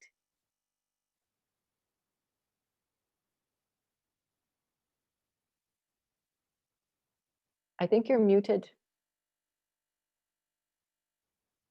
Laurence, you're muted at the moment. You're still muted. Okay, I think there we go. There you go. Can hear you now. Thank you, and sorry about that. Just briefly, I think we did prepare a short slide if someone can put it up. But I'll start speaking through it. It's indeed something that came across during the Brasilia meeting, and I think was very much echoed through today's meeting and yesterday as well. So the idea is that, I mean, we thought that there were 5 key benefits that countries and regions could gain from twinning and mentoring. And these were, I'm sorry, I don't know if you can see the slide, but we can just put up the poll question, and you can talk through each of the poll questions and give some of the about the ways of working and how we can be more innovative and agile in the way we learn from each other and we support each other. So what comes to mind when we speak of training and mentoring is really that it's helpful to share country best practices and solutions, be it for longer term approach or acute event management. And I think we heard from both actually during the meeting. We heard discussions on integration, so for immunization or other facets of yellow fever, such as vector surveillance. But we also heard, the experience from Ethiopia about the acute event management and the benefits of rapid response. So, areas where countries could share best practices.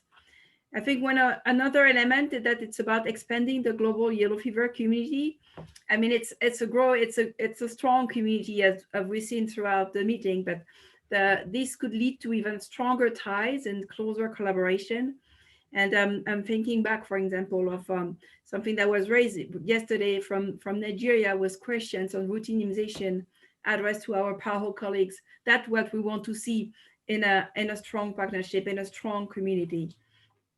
There will be another added value around strengthening strategic approaches on surveillance, for instance.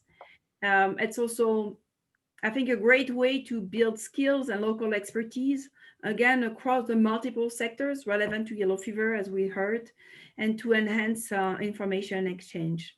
And this together could really lead to us developing not only a community with a common goal and a common vision, but also a community of practice as tailored to the different regions. I also wanted to flag that twinning is done for some of the immunization technical advisory groups, the TAGs, and there might be lessons that we could learn from these efforts. So I think we wanted to share this poll with you, and Annika, I'll let you take it from there. Okay, so first, colleagues, the interpreters have finished their very long day, so they're not with us anymore. So it's just up to us in English. And basically want to know from you, the poll, just this one question: which of the following is the most important to you in relation to country collaboration for twinning? So if we move ahead with this country collaboration and twinning, what area do you think should be the focus in a way? It's just a poll to get things rolling, and very likely the partners would have a kind of a working meeting in the first quarter of next year to examine this in more detail and actually see what the next steps could be for this concept. But this is just to give us a sense of what might be a priority for you. I don't know if you can choose more than one, but give it a try. And so those are what's that? It was set to single choice. Single one. All right. So that's a tough one, but it's faster to fill in. What do you think is the main focus? What do you think will be the main advantage of doing this country collaboration twinning? And once you're done, click submit, and then we'll see what the results are, and then we'll thank you very much for your input. And 50% of participants have voted. 36 out of 72 for now. Over. Thank you so much, colleagues. We appreciate you going over time to stay with us and give us this input. So the choices are building skills and local expertise, enhancing information exchange, including, for example, surveillance, expanding the global yellow fever community, sharing country best practices and solutions, and strengthening strategic approaches.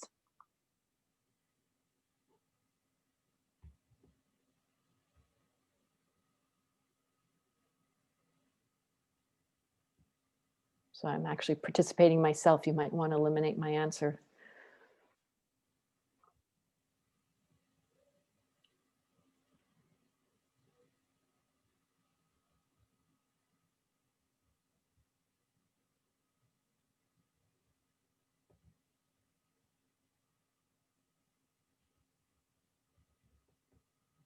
Yeah, so now 60% have voted, 42 on 70.